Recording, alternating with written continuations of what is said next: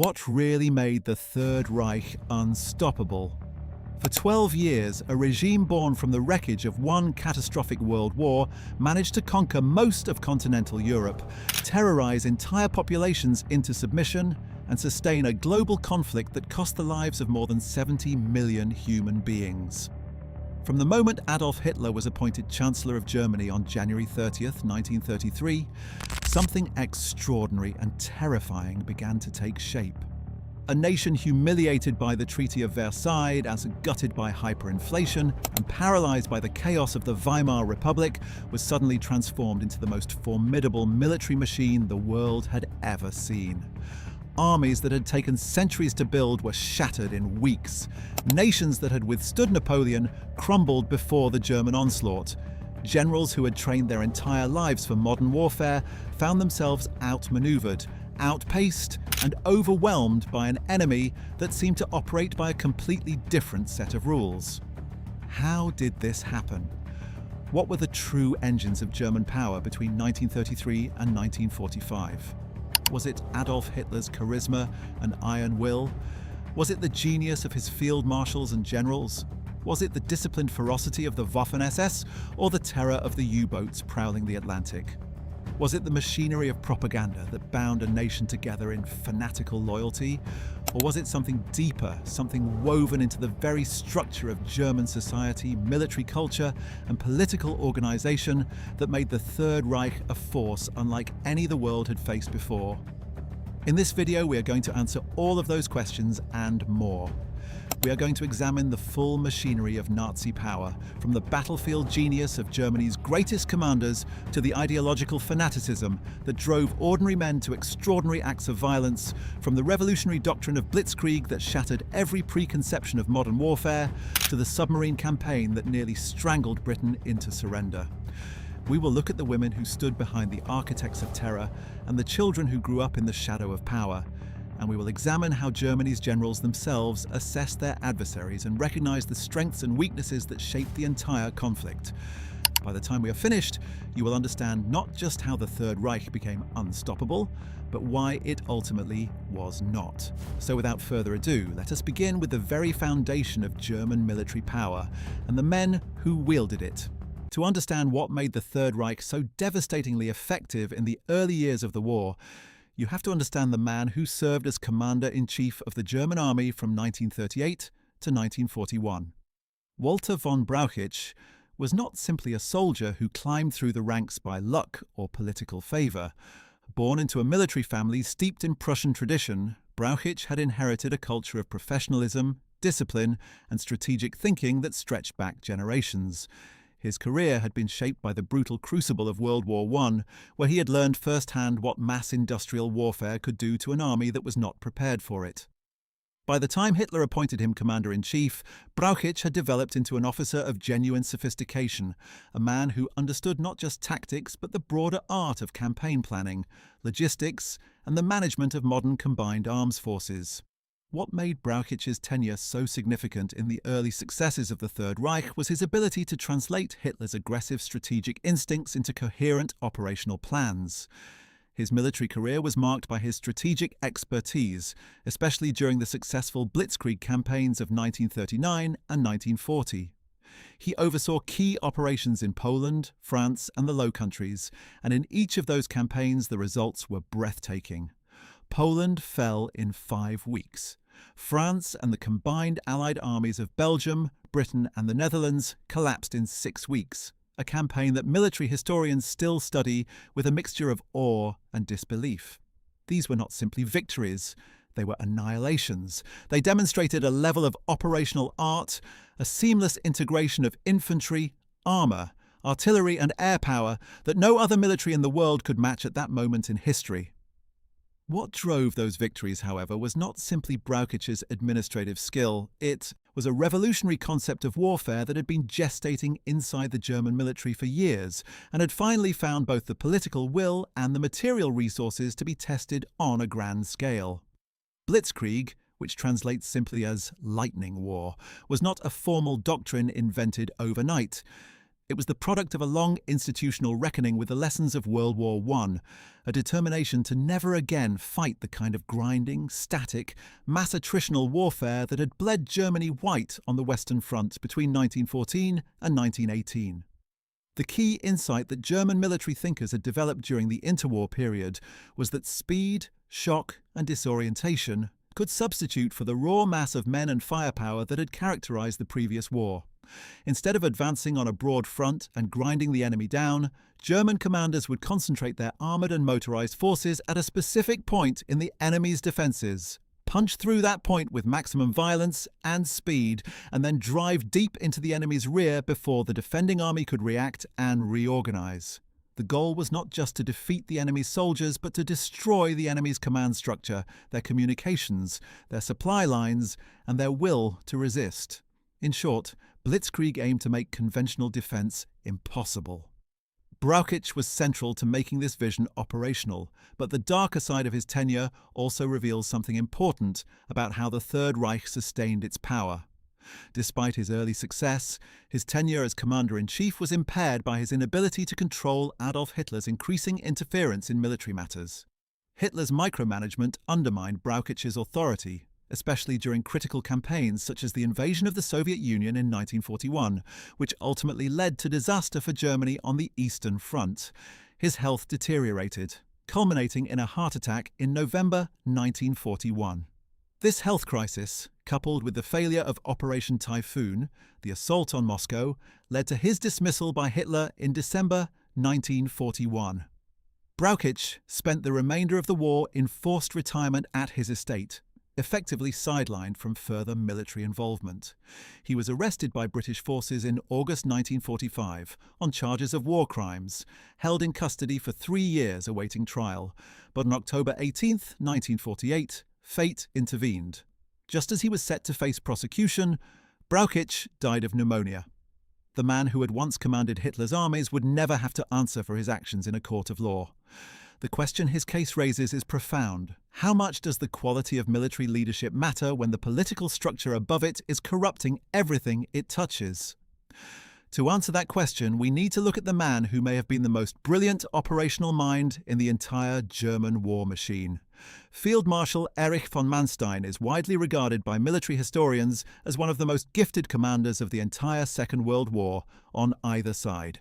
His genius lay not in brute force or the management of massive formations, but in the ability to see opportunities that no one else could see, to devise plans of stunning boldness that his own side sometimes refused to believe were serious, and then to execute those plans with a precision and aggression that left his enemies utterly helpless. Born in 1887, Manstein had developed his strategic instincts across decades of professional study and World War I experience. By the time the Second Great Conflict began, he was a man of refined military intellect operating at the very peak of his powers. His first great contribution to the Third Reich's military supremacy came during the planning phase for the fall of France in 1940. When the German High Command developed its initial plan for the Western offensive, it was essentially a rerun of the old Schlieffen Plan from World War I, a sweeping advance through Belgium and the Netherlands designed to roll up the Allied line from the north. It was a cautious, predictable plan, and Manstein could see immediately that it would fail. The French had anticipated exactly this kind of move and had positioned their best armies to meet it. Manstein proposed something entirely different. He argued that the main German armoured thrust should go through the Ardennes forest in southern Belgium, a region that military planners on both sides had always considered impassable for large armoured formations. If it worked, German armour would burst out of the Ardennes directly behind the Allied forces deployed in Belgium, cutting them off from France surrounding them and destroying them in detail. It was a plan of breathtaking audacity, and when Manstein first presented it, his superiors dismissed it as fantastical. Hitler, however, heard about it and embraced it with enthusiasm. The rest is military history. Germany's armour tore through the Ardennes, reached the English Channel in 10 days and trapped the bulk of the Allied forces in the north. France surrendered in 6 weeks. In one dazzling operational stroke, Manstein had demonstrated that the Third Reich's military machine was not just powerful, but genuinely creative, capable of inventing solutions that no one else had imagined. Manstein's subsequent career on the Eastern Front only deepened his reputation. After commanding an infantry corps during the French assault and becoming a general in June 1940, he led the 56th Panzer Corps in the invasion of the Soviet Union in 1941, driving so fast that he nearly captured Leningrad single-handedly. He then took command of the 11th Army on the Southern Front, capturing 430,000 Soviet prisoners and successfully resisting fierce Soviet counteroffensives. His capture of the strategic fortress city of Sevastopol in July 1942, after a prolonged siege, resulted in his promotion to Field Marshal. Even after Germany's strategic position began to deteriorate catastrophically, Manstein demonstrated a genius for defensive operations that repeatedly stabilized the Eastern Front when it seemed on the verge of total collapse. His dramatic recapture of Kharkov in February 1943, just weeks after the surrender at Stalingrad, was one of the most skillful counteroffensive operations of the entire war. Despite his efforts to relieve the encircled Sixth Army at Stalingrad and his brilliant defensive maneuvering across the vast distances of southern Russia, he was dismissed by Hitler in March 1944. What does Manstein's career tell us about German power?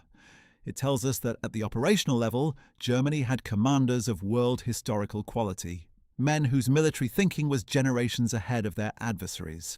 But it also tells us that this genius was operating within a political system that would ultimately destroy it. The relationship between Germany's professional military leadership and the Blitzkrieg concept was further embodied in Field Marshal Paul Ludwig Ewald von Kleist, a commander whose career traced the arc of German armoured power, from its brilliant early triumphs to its eventual exhaustion.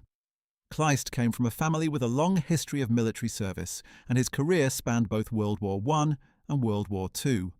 He was particularly recognised for his leadership during the early Blitzkrieg campaigns, commanding the 1st Panzer Group during the invasion of France in 1940, leading a fast-moving armoured thrust that penetrated deep into French defences and contributed decisively to the swift German victory. His armoured formations moved with a speed and aggression that French commanders simply could not match, partly because of superior German tactics, and partly because the French High Command was still thinking in the cautious, methodical terms of the previous war. In 1941, Kleist was involved in Operation Barbarossa, the invasion of the Soviet Union. Commanding the 1st Panzer Army, he led some of the largest tank battles in history, including the massive encirclements of Soviet forces at Uman and Kyiv. The numbers were staggering. At Kyiv alone, more than 600,000 Soviet soldiers were trapped and forced to surrender in what remains one of the largest encirclement operations in military history. These operations inflicted losses on the Red Army that would have destroyed any other army on Earth. However, Kleist's campaigns in the Soviet Union also began to reveal the limits of German military strategy as logistical challenges, and the harsh Russian winter eventually stalled the German offensive. The deeper Germany penetrated into the Soviet Union, the longer and more vulnerable its supply lines became, and the harder it was to maintain the tempo of operations that Blitzkrieg required. Kleist's career took a significant turn in 1942 when he was appointed commander of Army Group A during the German offensive into the Caucasus. His forces were tasked with capturing the vital oil fields of the region, but the campaign faltered due to the overextension of German resources and fierce Soviet resistance. By early 1943, the Germans were forced to retreat from the Caucasus, marking a turning point that presaged the broader strategic reversal on the Eastern Front. On March 30th, 1944, after a series of retreats and failures, Kleist was dismissed by Hitler. After the war, he was captured by Allied forces and handed over to Yugoslavia, where he was sentenced to 15 years in prison for war crimes. He was later extradited to the Soviet Union, where he faced trial for crimes related to his commands on the Eastern Front, and was sentenced to 25 years in a correctional labour camp. On November 13, 1954, he died of heart failure while imprisoned at Vladimir Central Prison in the Soviet Union, one of the highest-ranking German officers to die in Soviet captivity. Field Marshal Gerd von Rundstedt was perhaps the most versatile and experienced operational commander in the German army, a man whose career stretched across both world wars and who was trusted by Hitler with supreme command on multiple fronts at different points in the conflict. His military career had begun with service as a staff officer during World War I, and during the interwar years he had risen steadily through the hierarchy of the Reichswehr, reaching the rank of Colonel General before retiring in 1938. When World War II began, he was called back from retirement to lead Army Group South during the Polish invasion, and his performance there confirmed that age had not dulled his tactical instincts. He briefly lost his command in December 1941 for authorizing the Rostov retreat, a decision that was militarily correct but politically unacceptable to Hitler, and was reinstated as Western Commander-in-Chief in 1942. As the Allies landed in Normandy on June 6, 1944, von Rundstedt was assigned to help contain the situation.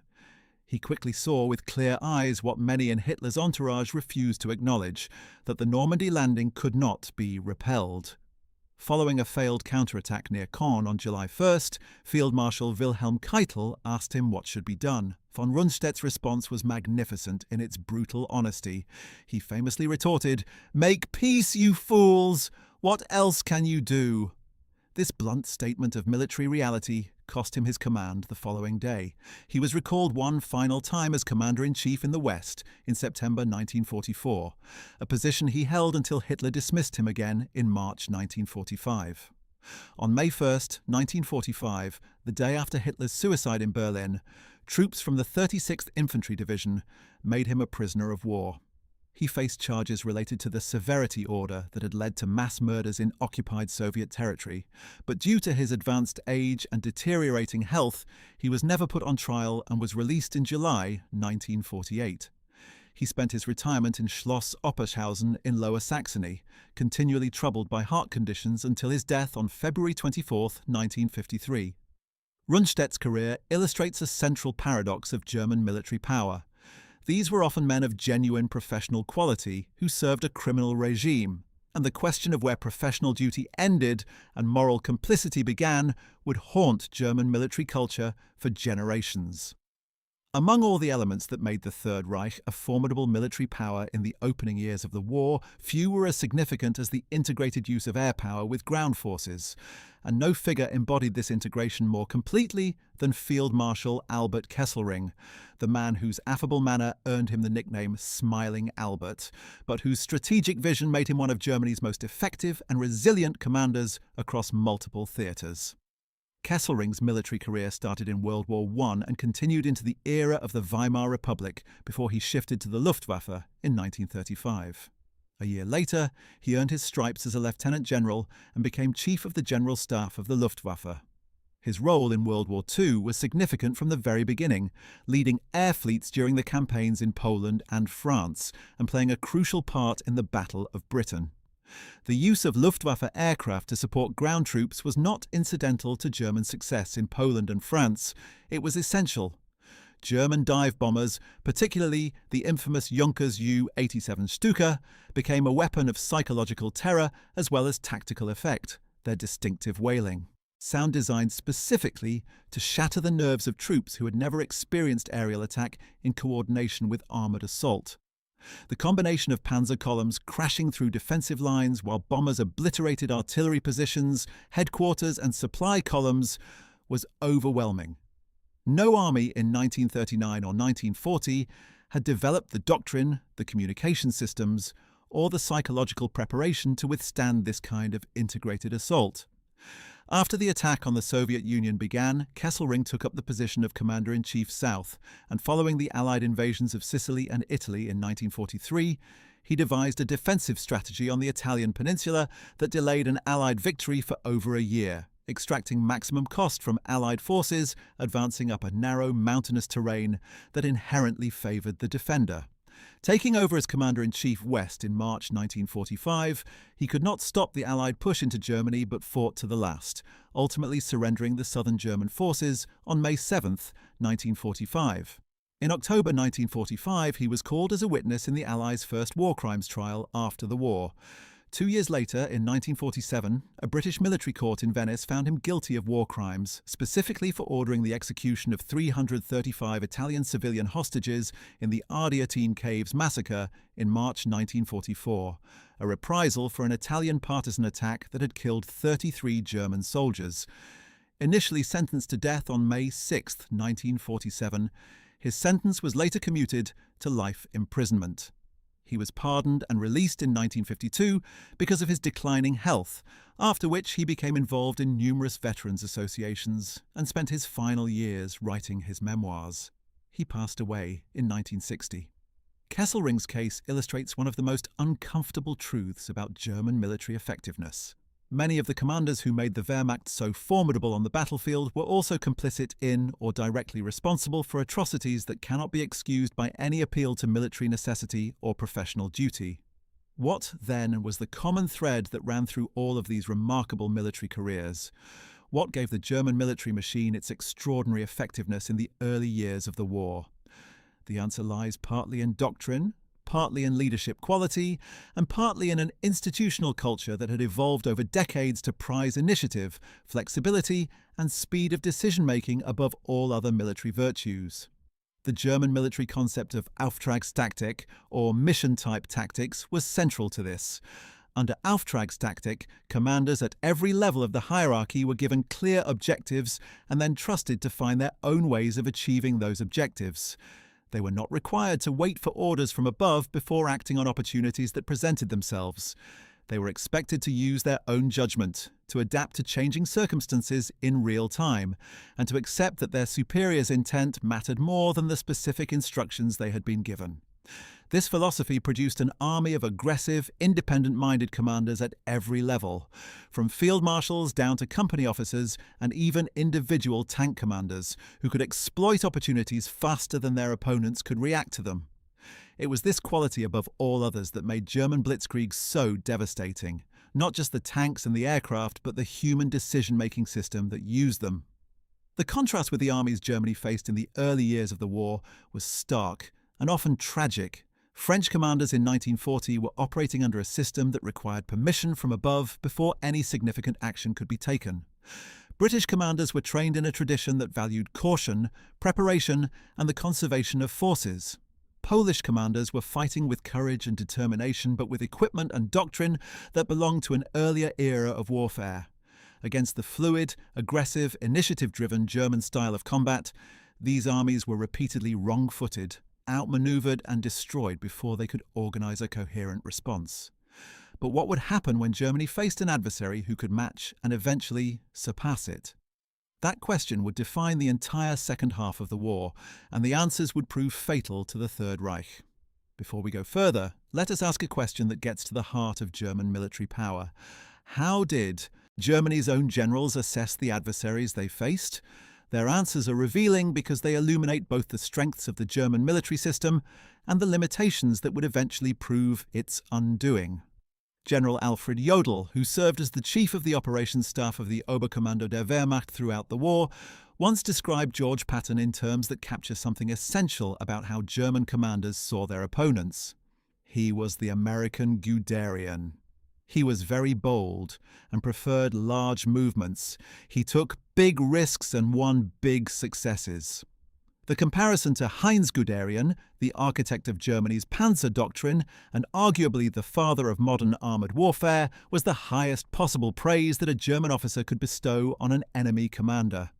What Jodl was saying, without quite saying it, was that Patton thought and fought the way Germans were supposed to think and fight, with audacity, speed, and a willingness to accept risk in pursuit of decisive results.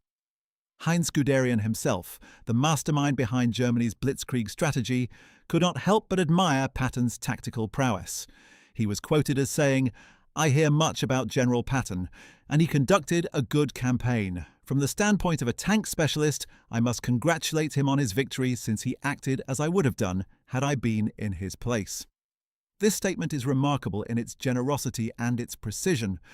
Guderian was not simply being polite. He was identifying in Patton a kindred military spirit, a commander who had independently arrived at the same conclusions about mobile warfare that the Germans had been developing for decades. General Günther Blumentritt, who was a key planner of the invasions of France and Poland, described Patton as the most aggressive panzer general of the Allies, noting that his operations had impressed the Germans enormously, probably because he came closest to our own concept of the classical military commander. Patton's command style also drew direct parallels with the German concept of Auftragstaktik. He famously told his officers, "Never tell people how to do things. Tell them what to do, and they will surprise you with their ingenuity."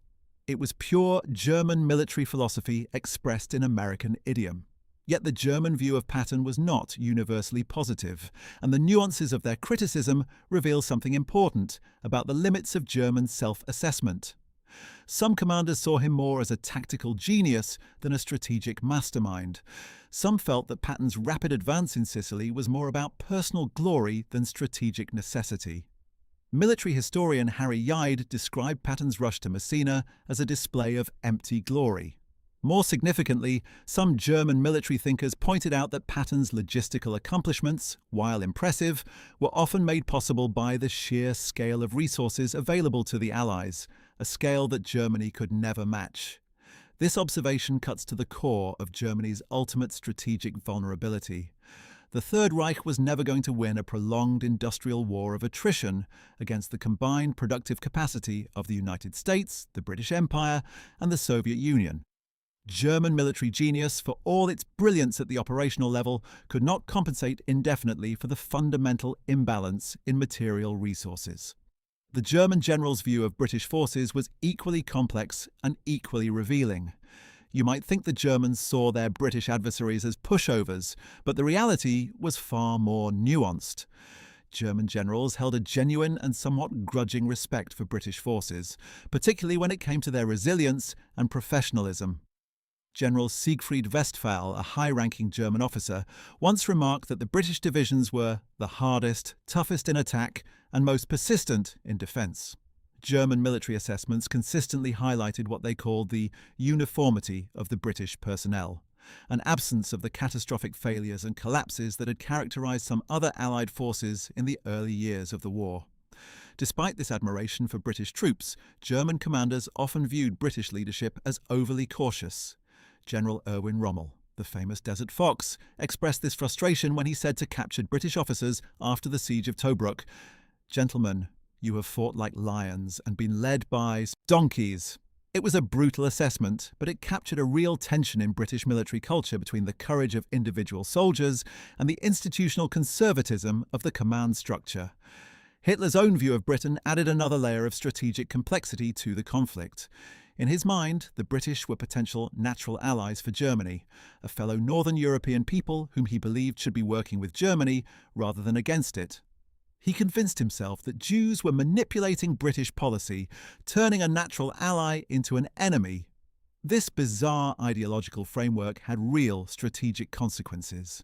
It contributed to Hitler's decision not to authorize the destruction of the British Expeditionary Force at Dunkirk in May 1940, allowing the British to evacuate over 330,000 soldiers who would later form the core of the army that fought back across North Africa and eventually into France. It influenced his continued hope, even after the Battle of Britain had been lost, that Britain might still negotiate a separate peace. In a very real sense, Hitler's racism distorted his strategic judgment in ways that ultimately helped his enemies.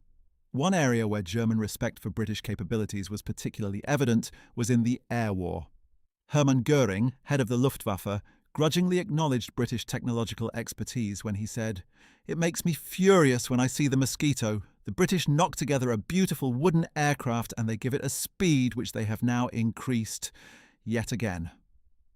The Mosquito, built from wood at a time when Germany was pouring resources into ever more complex metal aircraft, was one of the most versatile and effective aircraft of the entire war, a bomber, fighter, reconnaissance aircraft and night fighter all in one, and Göring's fury at its existence reveals a deeper anxiety about German technological assumptions. Germany had assumed that its industrial sophistication gave it an inherent advantage in military technology. The British Mosquito demonstrated that creativity and ingenuity could sometimes outperform brute industrial capacity. The German perception of Soviet forces underwent perhaps the most dramatic transformation of the entire war, and that transformation illuminates more than anything else the fatal miscalculation at the heart of the Third Reich's strategic vision.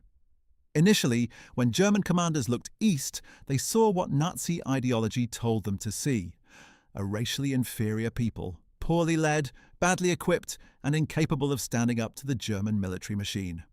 At the start of Operation Barbarossa on June 22, 1941, many German commanders expected the Soviet Union to collapse within weeks, perhaps months at most. Nazi racial theories painted Slavic peoples as Untermenschen, subhumans, and the Red Army as the armed extension of a backward and fundamentally degraded civilization. These were not peripheral beliefs held by extremists at the margins of German military culture. They were mainstream assumptions that shaped operational planning at the highest levels. What happened in the summer and autumn of 1941 began to shake those assumptions, even if most German commanders were slow to acknowledge what they were learning. Field Marshal Paul Ludwig Ewald von Kleist, reflecting years later on the opening months of Barbarossa, stated, "From the very beginning, the Russians proved themselves first-class warriors. Our successes in the first months of the war can be explained by better training. Having gained combat experience, the Russians became first-class soldiers, and they fought with exceptional perseverance and had astounding endurance." This grudging admission from a man who had initially shared German assumptions about Soviet inferiority is significant. The Red Army that Germany encountered in June 1941 was indeed poorly prepared, poorly led at the senior levels because of Stalin's purges of the officer corps, and initially overwhelmed by the speed and violence of the German assault. But it did not collapse.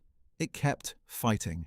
It absorbed losses that would have utterly destroyed any other army in history and kept regenerating, kept learning, kept adapting. Franz Halder, a German general and the Chief of Staff of the Army High Command, wrote in his diary about the Soviet capacity for resistance. It seems the enemy, on the initiative of the new command and also perhaps under the influence of England, makes every effort to hold the front line and not allow us to move further east. Russian troops are fighting, as before, with the greatest tenacity and severity. The Battle of Stalingrad from August 1942 to February 1943 marked the definitive turning point in German perceptions of Soviet military power. The Red Army's ability to encircle and destroy an entire German army, the Sixth Army under Field Marshal Friedrich Paulus, shattered every remaining illusion of Soviet inferiority. This was not just a tactical victory or even a strategic victory. It was a demonstration that the Soviet military had mastered the kind of deep operational thinking, the ability to plan and execute complex, large-scale encirclements that the Germans had always considered their exclusive province. As Soviet counteroffensives gained momentum through 1943 and 1944, German commanders found themselves facing an opponent that was not only numerically overwhelming, but increasingly skilled, well-equipped, and strategically sophisticated. The fear that began to grip German forces was palpable. They were no longer fighting an inferior enemy who could be crushed by superior German quality. They were fighting a juggernaut growing stronger with each passing month. This evolution in German thinking had profound implications for the entire conduct of the war. The confidence that had characterized the early stages of Operation Barbarossa gave way to a more cautious and ultimately desperate approach. The Wehrmacht's strategic situation deteriorated steadily from the winter of 1941 onward, and the men at the apex of the German command structure, men like Alfred Jodl and Wilhelm Keitel, became increasingly caught between the realities of the military situation and Hitler's increasingly irrational demands. Alfred Jodl, holding the rank of General Oberst, served as the chief of the operations staff within the Oberkommando der Wehrmacht throughout the duration of the war. He was, in many ways, the man who translated Hitler's strategic visions into operational directives, and his position at the intersection of political leadership and military execution made him both indispensable to the Third Reich's war-making capacity and deeply complicit in its crimes. Jodl was apprehended by British soldiers on 23 May 1945, alongside the rest of Admiral Dönitz's Flensburg government. He was initially confined in Camp Ashcan before being presented to the International Military Tribunal at the Nuremberg trials. He stood accused of scheming to perpetrate crimes against peace, initiating and conducting wars of aggression, war crimes, and crimes against humanity. The primary accusations tied to his name were his endorsement of the Commando Order and the Commissar Order, which mandated the immediate execution of specific categories of prisoners of war upon their capture. Jodl attempted to justify the 1941 mass shootings of Soviet POWs by asserting that only those prisoners who chose not to walk were executed, not those physically unable to do so. It was the kind of twisted legal hair-splitting that the tribunal found rightly to be an obscenity. Jodl pleaded not guilty but was found guilty on all 4 counts and subsequently hanged in Nuremberg prison on October 16, 1946. His final utterance before the trapdoor opened was, "Ich grüße dich, mein ewiges Deutschland," which translates as, "I salute you, my eternal Germany." It was the declaration of a man who had never truly reckoned with what that Germany had done. If Jodl was the operational brain of Hitler's war machine, then Wilhelm Keitel was its loyal administrative spine. Keitel was one of Adolf Hitler's closest and most trusted associates, serving as the chief of Hitler's personal military staff throughout the war. His military career during World War I had mostly involved staff officer and administrative roles, and during the Weimar Republic he had demonstrated the organizational ability that would eventually bring him to Hitler's attention. He gained promotion to Major General in 1933 and took command of an infantry division in 1934. It was during this period that Keitel developed a strong and increasingly personal admiration for Hitler that would define every decision he made for the rest of his life. From 1935 to 1938, Hitler restructured the German High Command, removing several generals he considered disloyal or insufficiently compliant. Keitel's involvement in devising a consolidated command structure that would give Hitler direct and unmediated control over the military caught Hitler's attention, leading to his appointment as its leader in 1938. Following his promotion, Keitel played a significant role in bringing Austria and Czechoslovakia under Nazi control without firing a shot, part of the Third Reich's strategy of using the credible threat of military force to achieve political objectives without the costs and risks of actual war. He participated in planning the 1939 attack on Poland, outlined the terms of surrender to the French government in 1940, and after Hitler promoted him to Field Marshal that same year, quickly began planning the invasion of the Soviet Union. Keitel's significance to German power during this period was not primarily military. He was not a battlefield commander of distinction. His significance was as the institutional mechanism through which Hitler's will was translated into military action, the man who ensured that orders were issued, followed, and executed without the friction that a more assertive or independent-minded military staff might have introduced. In this sense, Keitel's weakness, his absolute deference to Hitler's authority, was precisely what made him valuable to the regime. He was captured by the British in May 1945 and subsequently indicted for war crimes by the International Military Tribunal. During his trial in Nuremberg, unlike most defendants, Keitel accepted responsibility for his actions, acknowledging that he was responsible for all outcomes resulting from his signed orders. In October 1946, he was found guilty and sentenced to death. Despite his request for execution by military firing squad, which was denied, Keitel was hanged on October 16, 1946, in Nuremberg. The structure of Germany's military leadership, from the brilliant operational commanders like Manstein and Kleist to the administrative enablers like Keitel, was one pillar of the Third Reich's power.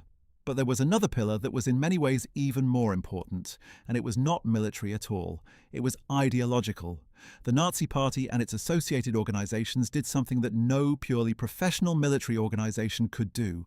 They created an entire alternative universe of meaning and purpose that bound the German population together in a project of national renewal and racial dominance that millions of people found genuinely compelling. To understand the full scope of German power between 1933 and 1945, you have to understand what it meant to believe in National Socialism and what happened to the people who were closest to those beliefs. The wives of Nazi leaders occupied a peculiar and revealing position within this ideological universe. They were not simply the domestic partners of powerful men. In many cases, they were active participants in the system, true believers who shared their husbands' worldviews and, in some cases, facilitated or extended the regime's power in ways that have been systematically understated by post-war history. Take Ilse Hess, who led a life marked by her unwavering allegiance to the Nazi Party and her marriage to Rudolf Hess, Adolf Hitler's deputy. Ilse and Rudolf Hess had met in the early 1920s, and their relationship had blossomed in the rising tide of National Socialism. In 1921, she had initially joined the Nazi Party and then rejoined in 1925 after the party had been banned and reconstituted. It was Ilse who introduced Hess to Adolf Hitler, and Hitler played a significant role in facilitating the marriage between them, which occurred on December 20th, 1927, in Munich.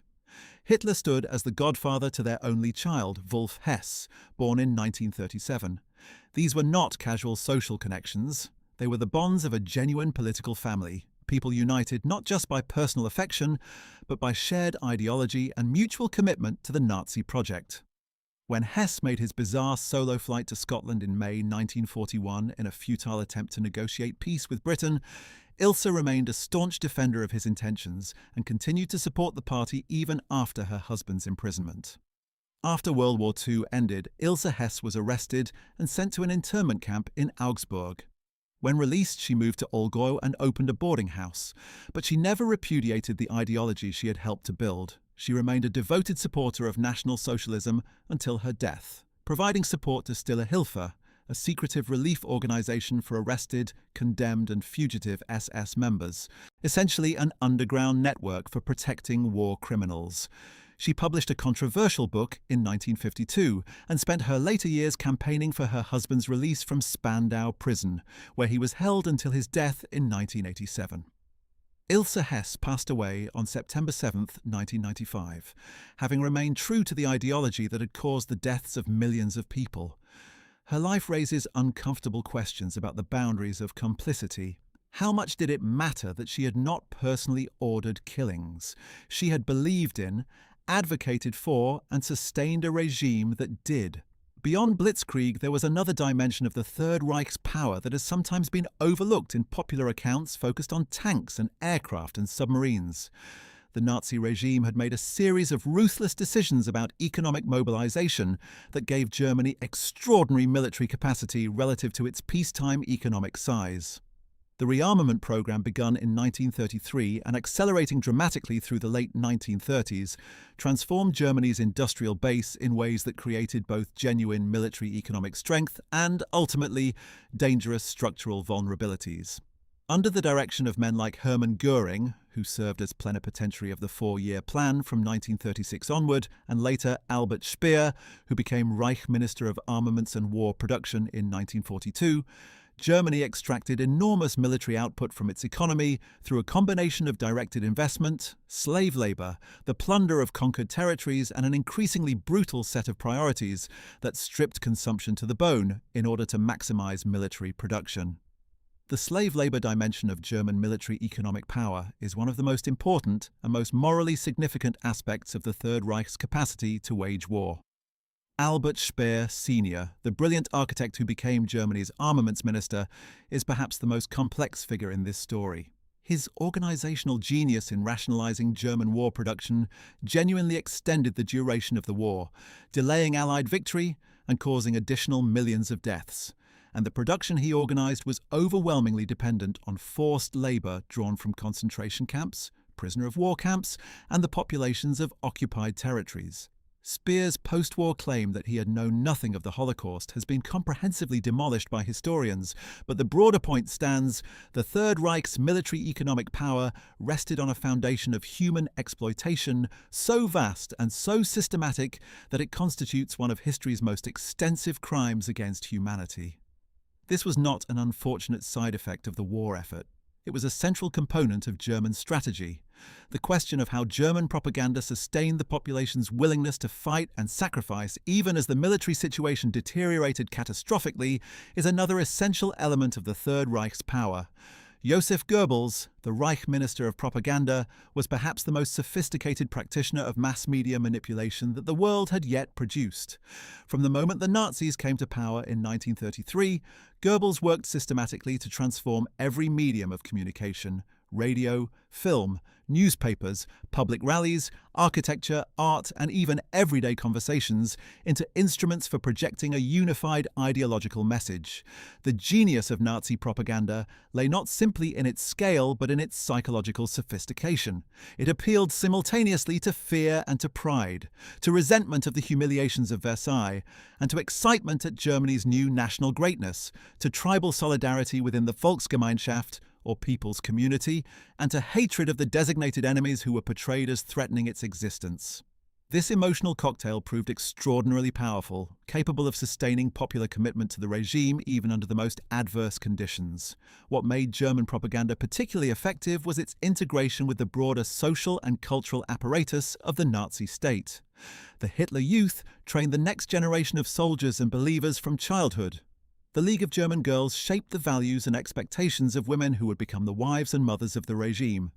The mandatory labor service built habits of discipline and collective identity that carried over into military service. The Nazi Party's system of local officials, the Blockleiters who monitored individual households for signs of dissent, created a pervasive social pressure toward conformity that supplemented ideological conviction with the fear of denunciation. In this environment, expressing doubts about the regime or the conduct of the war was not just socially difficult, it could be genuinely dangerous. People self-censored not only in public but increasingly in private, and the gap between what Germans actually believed and what they were willing to say grew steadily wider as the war turned against Germany and the propaganda became more obviously disconnected from reality. The military genius of the Third Reich was also expressed through a set of specific tactical and technological innovations that gave German forces decisive advantages in the opening campaigns of the war. The panzer forces that led Germany's blitzkrieg attacks were not simply superior in quantity to their opponents' armoured forces. In many cases, they were not even superior in the quality of individual tank designs. In 1940, the French Char B1 and the British Matilda were in some respects technically superior to the German Panzer III and Panzer IV. What German armour had that French and British armour lacked was doctrine, communication, and integration. Every German tank carried a radio, allowing immediate communication between individual vehicles and between tanks and their commanders. This seems simple, but its tactical implications were revolutionary.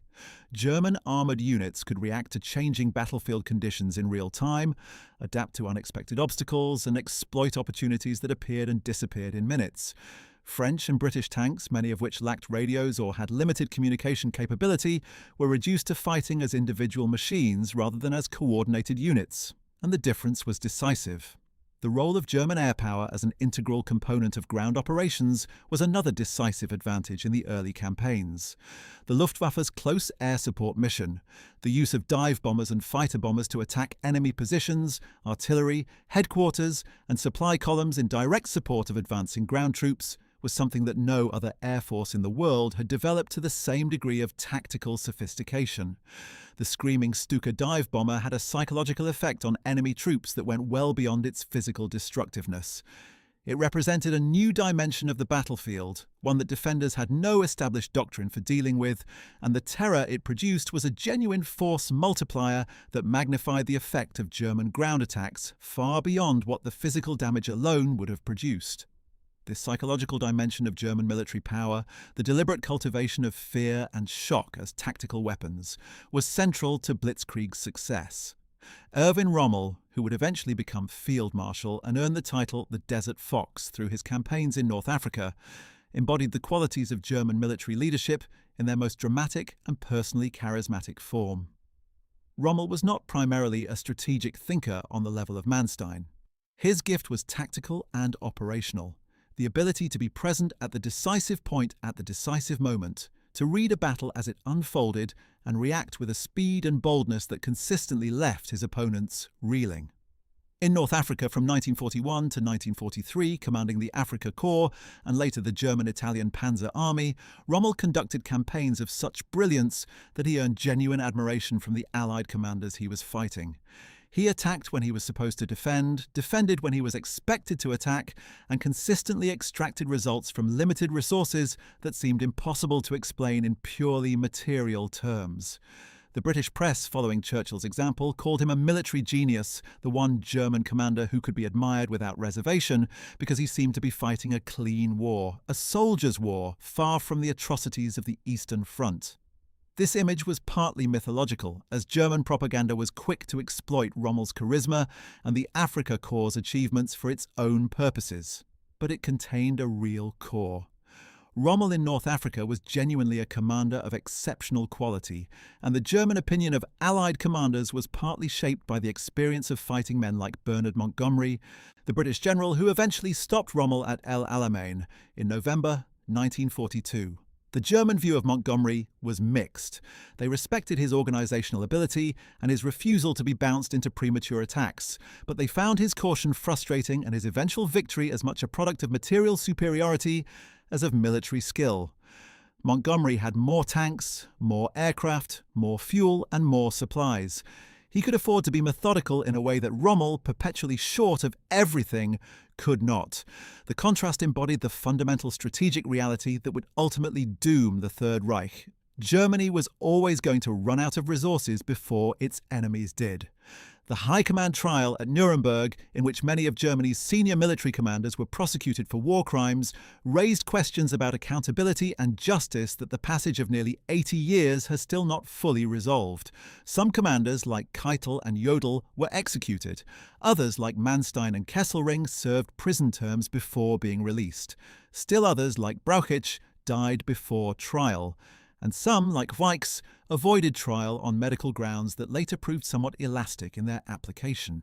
The uneven nature of the legal outcomes reflected both the genuine complexity of establishing individual responsibility in a vast military bureaucracy and the political pressures of the early Cold War period, during which the Western Allies were beginning to contemplate the rearmament of West Germany and had reason to prefer a narrative in which the Wehrmacht's senior commanders had been professional soldiers rather than ideological criminals. This convenient fiction, the myth of the clean Wehrmacht, untainted by the crimes of the SS, was maintained for decades before being comprehensively dismantled by subsequent historical research. The Nuremberg trials themselves represented something historically unprecedented, an attempt by the victorious powers to hold the leaders of a defeated regime accountable not just for the conduct of war, but for the decision to wage aggressive war in the first place, and for crimes against humanity committed against civilian populations. The legal precedents established at Nuremberg, the principles that individuals could be held criminally responsible for state actions and that following orders was not an absolute defense, were among the most significant legal innovations of the 20th century. They were also inevitably imperfect in their application, shaped by the political priorities of the moment and the limitations of what could be proven in a court of law. The field marshals and generals who escaped or evaded prosecution were not, in most cases, innocent of the crimes with which they might have been charged. They were simply fortunate in the precise circumstances of their cases. Field Marshal Albert Kesselring's case raises particularly sharp questions in this regard. His nickname Smiling Albert and his reputation as a skilled defensive commander in Italy have sometimes overshadowed the specific act for which he was convicted, ordering the execution of 335 Italian civilian hostages in the Ardeatine Caves on March 24, 1944, in retaliation for a partisan attack that had killed 33 German soldiers. The ratio of 10 civilian deaths for every German soldier killed was itself a war crime under international law. The choice of victims was arbitrary and brutal. The killings were carried out in secret, and the bodies were hidden in an effort to conceal the evidence. Kesselring authorized this action. He was convicted of it and sentenced to death, a sentence that was commuted to life imprisonment and then reduced to his release in 1952 on medical grounds. He lived until 1960, long enough to write his memoirs and to participate in veterans' organizations. The 335 people killed in the Ardeatine Caves have no such epilogue. The Field Marshal, Georg von Kuchler, who admitted in court that POW conditions under his command were harsh, but attributed this to an act of God rather than deliberate policy, represents another facet of how senior German commanders attempted to manage accountability for their actions. Kuchler had commanded forces whose treatment of Soviet prisoners of war was so brutal that tens of thousands died not in combat, but in improvised camps from exposure, starvation, and disease, deaths that were the direct consequence of deliberate policy decisions about how Soviet prisoners were to be handled.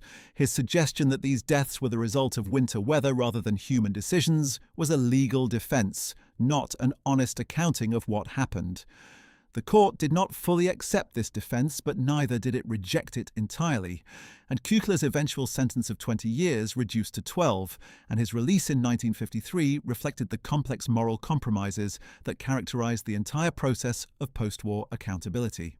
What all of these cases share is the fundamental tension at the heart of any attempt to use legal mechanisms to address mass atrocity. Individual criminal law is designed to deal with individual acts. The crimes of the Third Reich were systemic, embedded in bureaucratic structures following chains of command that extended from Hitler at the top down through dozens of levels of military and civilian authority to the men who actually pulled the triggers or operated the gas chambers. Assigning individual criminal responsibility within such a system is inherently difficult, and the results are inherently partial. Some people who bore the greatest responsibility escaped justice entirely, through death, flight, or the limitations of available evidence. Some people who bore lesser individual responsibility were executed or imprisoned. The overall result, while representing an important step forward in the development of international humanitarian law, fell far short of the full accounting that the scale of the crimes demanded. And yet, imperfect as the post-war reckoning was, it accomplished something genuinely significant. It established as a matter of enforceable law and not merely of political aspiration that aggressive war was illegal, that crimes against humanity were crimes regardless of the citizenship of perpetrators or victims, and that sovereign authority did not exempt government officials from individual criminal responsibility for their actions. These principles have been invoked and applied, imperfectly and inconsistently, in the decades since Nuremberg, in the International Criminal Tribunal for the former Yugoslavia, in the International Criminal Court, and in the domestic courts of countries that have incorporated international criminal law into their legal systems. The legacy of the Nuremberg trials, like the legacy of the Third Reich itself, continues to shape the world we inhabit. The case of Margaret Himmler is even more disturbing because it illustrates how the ideology of the Third Reich could inhabit someone who had seemingly started from a position of genuine compassion. Margaret Himmler had initially trained as a nurse with the intention of saving lives during World War I. After the war, she transitioned to the German Red Cross hospital and, with her father's financial support, managed a private nursing clinic. The woman who first crossed paths with Heinrich Himmler during one of his lecture tours in 1927 was, on paper, a person whose life's work had been the alleviation of suffering. Yet she married Himmler in July 1928, joined the Nazi Party that same year, and became an active and willing participant in a regime whose systematic cruelty would eventually become the defining crime of the 20th century. Margaret Himmler was far from a passive spectator in her husband's activities. She regularly arranged gatherings for the spouses of high-ranking SS leaders, creating social networks that reinforced the bonds of loyalty and shared purpose among the regime's inner circle. By the end of 1939, she was overseeing the operation of Red Cross hospitals throughout Berlin-Brandenburg, a role that took her into German-occupied territories. Her diary records a trip to occupied Poland in March 1940, and her description of what she saw there is a window into the casual dehumanization that the Nazi worldview had produced in otherwise unremarkable people. Her contemptuous language about the people she encountered in Posen, Łódź, and Warsaw reveals a woman who had fully absorbed the racist ideology of the regime and applied it to living human beings she encountered on a professional visit. In February 1945, even as Germany's military situation was collapsing catastrophically on all fronts, Margaret wrote to Gebhard Himmler, her husband's brother, expressing pride in Heinrich's role.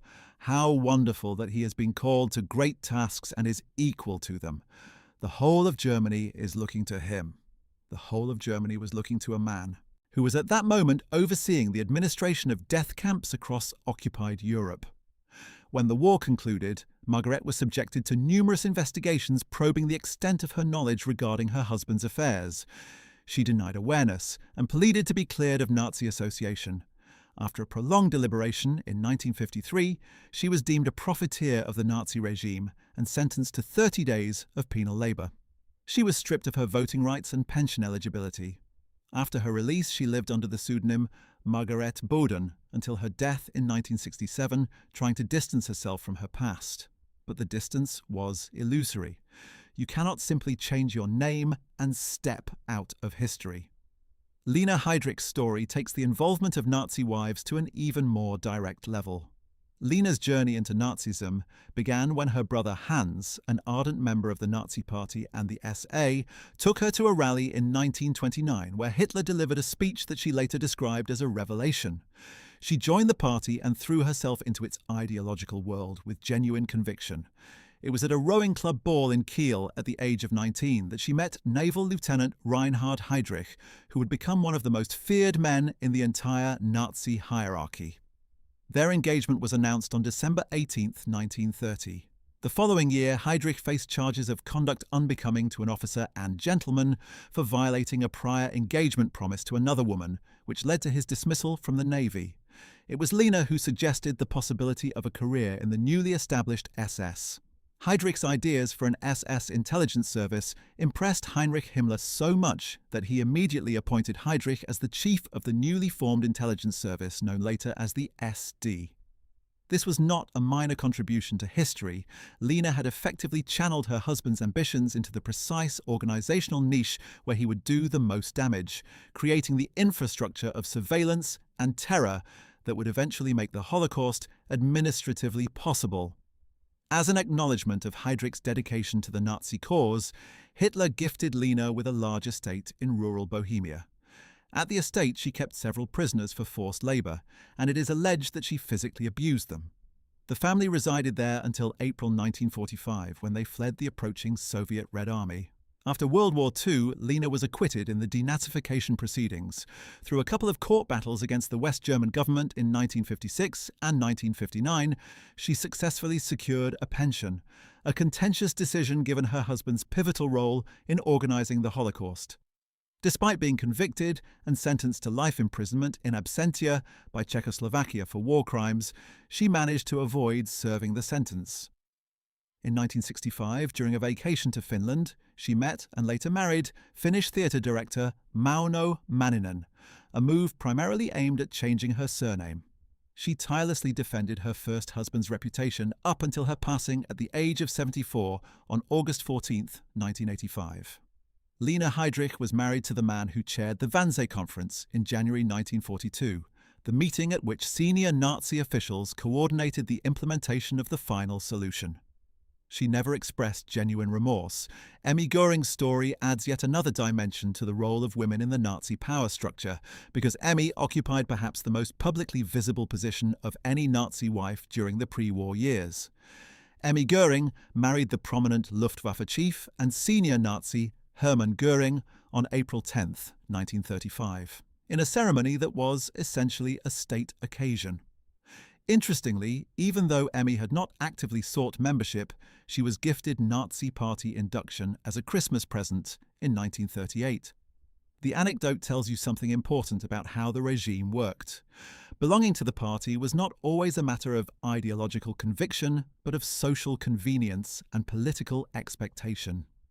Emmy held the responsibility of being Hitler's hostess at numerous state functions before the start of World War II.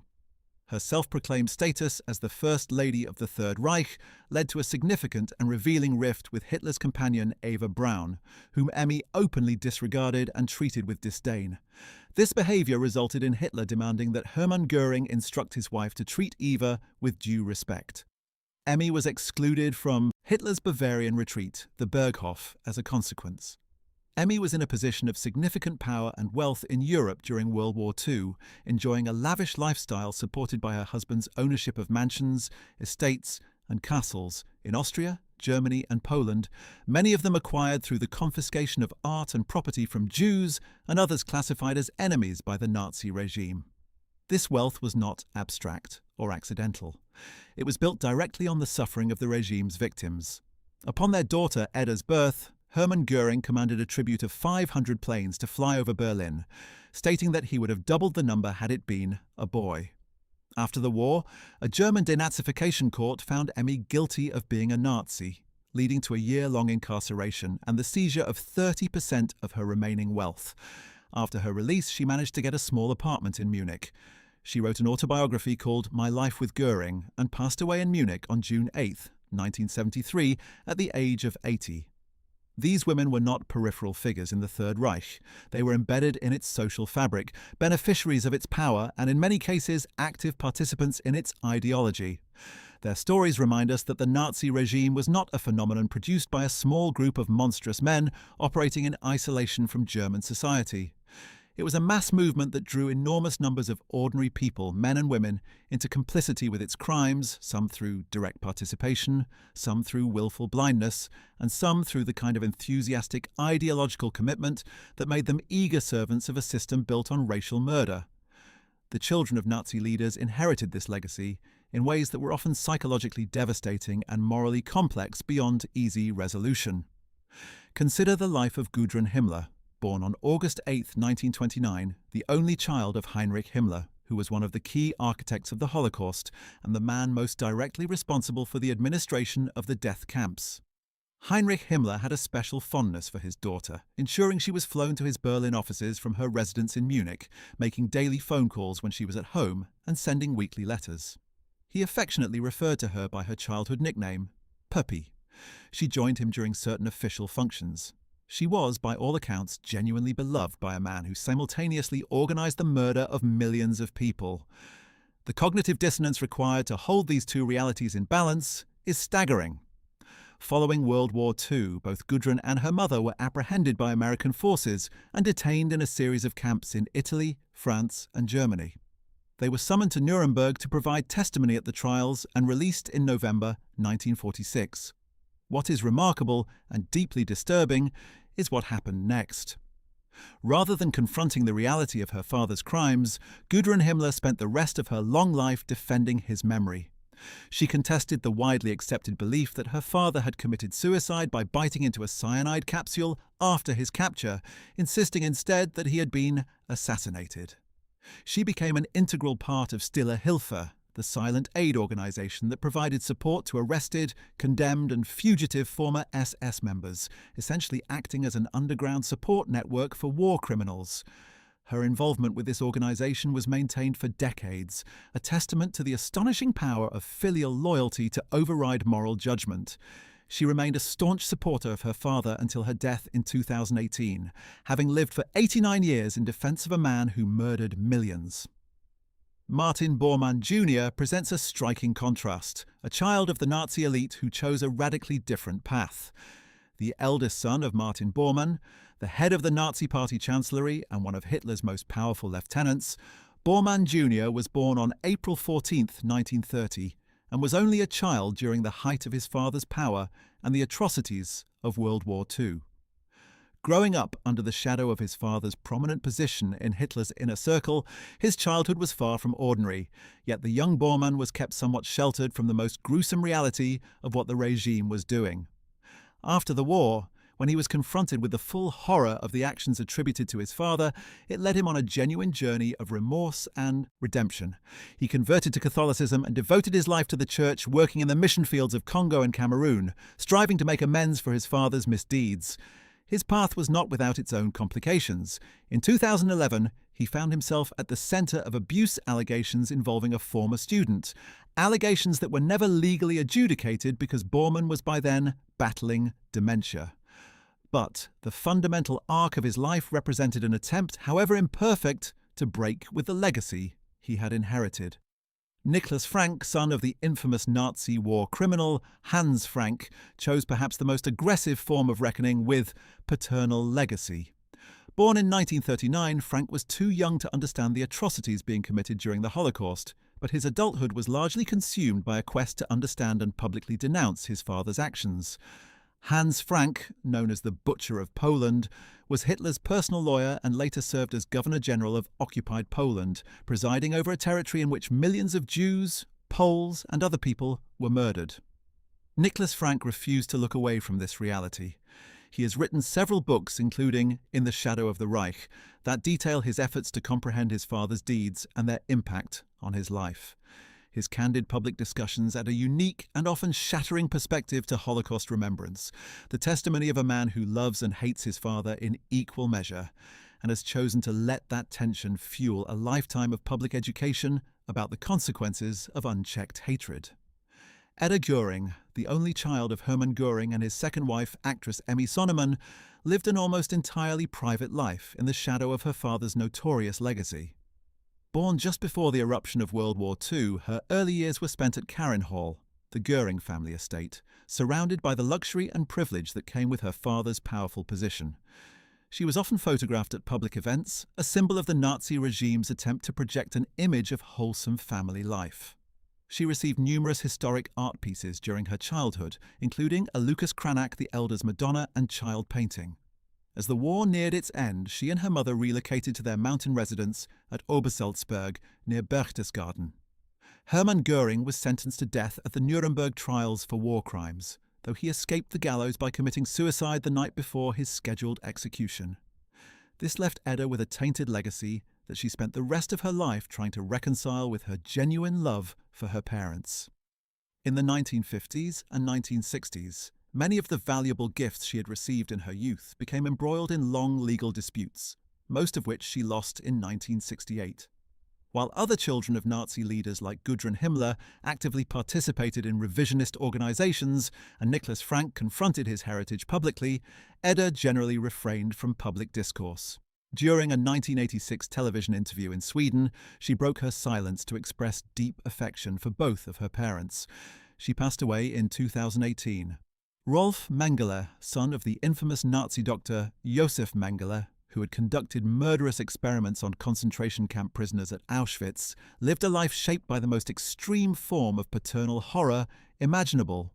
Born on March 16, 1944, Rolf was raised entirely away from the concentration camps where his father conducted his notorious experiments. He was led to believe his father had been a war hero and only learned the chilling truth as a young teenager.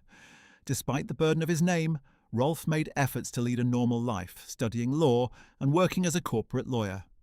After the war, Josef Mengele fled to South America, leaving his son behind and opening a correspondence that would eventually draw Rolf into a deeply ambiguous relationship with a man who had committed some of the worst individual crimes of the entire war.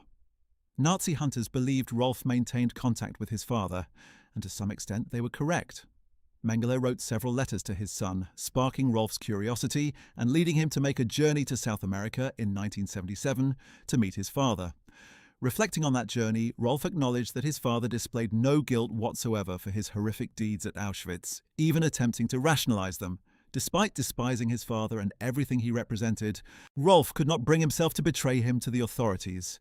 He kept silent about Mengele's South American hideout, and the notorious Angel of Death escaped justice. After their encounter, Rolf decided to alter his identity and sever ties with his past. He is believed to have led a quiet life in Germany as a retired attorney. His silence about his father's location remains, decades later, a moral burden that history will not let him lay down easily. Wolf Hess, the son of Rudolf Hess, stood at the other end of the moral spectrum from Nicholas Frank. Rather than distancing himself from his father's legacy or attempting to make amends, Wolf Hess spent his entire adult life defending Rudolf Hess and campaigning to change public perception of him. He tirelessly worked to prove that his father was not a war criminal, but rather a man simply carrying out his duties in the 1930s and early 1940s. In his teenage years, while his father was held captive following his ill-fated mission to Scotland, Wolf was a frequent visitor to his father's various places of detention. During the 1950s, Wolf established the Committee to Free Rudolf Hess, amassing several 100,000 supporters and including some notable figures in German politics. He authored numerous books advocating for the recognition of Hess as a German hero. Following Hess's death in prison on August 17, 1987, at the age of 93, Wolf contended that his demise was the result of foul play by his British captors. Wolf, who spent his entire life defending his father's Nazi affiliations, passed away in 2001. His story illustrates how the ideology of the Third Reich could persist in individual families long after the political structure that had produced it was destroyed. Albert Speer Jr. represents perhaps the most complicated of these inherited legacies. Born on July 29, 1934, in Berlin, just days before Hitler ascended to the position of Führer, Albert Jr.'s childhood years were spent in Berchtesgaden, where Hitler had a mountain retreat. There are films from the 1930s that depict a young Albert playing on the porch of Hitler's villa under the dictator's watchful gaze. His father, Albert Speer Sr., was Hitler's primary architect and Germany's armaments minister, a man whose organizational genius sustained Germany's weapons production, largely reliant on forced labor in ways that effectively extended the duration of the war by years. Speer Sr. was convicted at Nuremberg and sentenced to 20 years in prison. He emerged as one of the few high-ranking Nazis who showed at least apparent remorse for the atrocities committed by the regime, though historians continue to debate whether that remorse was genuine or a calculated performance designed to save his life. Following his father's incarceration for war crimes, the Speer family took refuge with Albert Jr.'s grandparents in Heidelberg. During this difficult period, Albert Jr. developed a severe stutter which he eventually managed to overcome. He initially trained as a carpenter before shifting his focus to architecture, the same profession as his father. He was adamant throughout his career that his choice of architecture was not influenced by his father's example. In an interview with the Süddeutsche Zeitung in 2010, he expressed the determination that had guided his life. "I have tried my whole life to separate myself from my father, to distance myself." Albert Speer Jr. passed away at his Frankfurt residence on September 15, 2017. He was 83 years old. The distance he sought, the effort to build a life and a career not defined by his father's crimes, was itself a kind of testimony to the reach of the Third Reich across generations. These stories of children and wives reveal something essential about how the Third Reich sustained its power. It was not simply a military or political phenomenon. It was a social and familial one embedded in the personal relationships and domestic lives of millions of German people, creating bonds of loyalty, complicity, and belief that persisted long after the guns fell silent. The ideology was not just in the party rallies and the propaganda films. It was in the homes, the conversations at dinner tables, the letters between parents and children, the networks of friendship and mutual support that connected the leaders of the regime to the broader society that sustained them. The story of the Third Reich's power is also the story of the fields on which that power was deployed. Germany did not fight a single war between 1939 and 1945. It fought many simultaneous wars on multiple fronts across an enormous geographic range, from the deserts of North Africa to the Arctic wastes of Norway, from the English Channel to the suburbs of Stalingrad, from the fjords of Scandinavia to the olive groves of Italy. Managing this multi-front conflict required not just military genius but a logistical and administrative apparatus of enormous complexity. And the strains of managing such a dispersed campaign were themselves one of the factors that ultimately broke the Third Reich's power. The decision to invade the Soviet Union in June 1941, which Hitler had always intended as the war's decisive ideological and strategic campaign, was made with a fundamental misunderstanding of what it would require.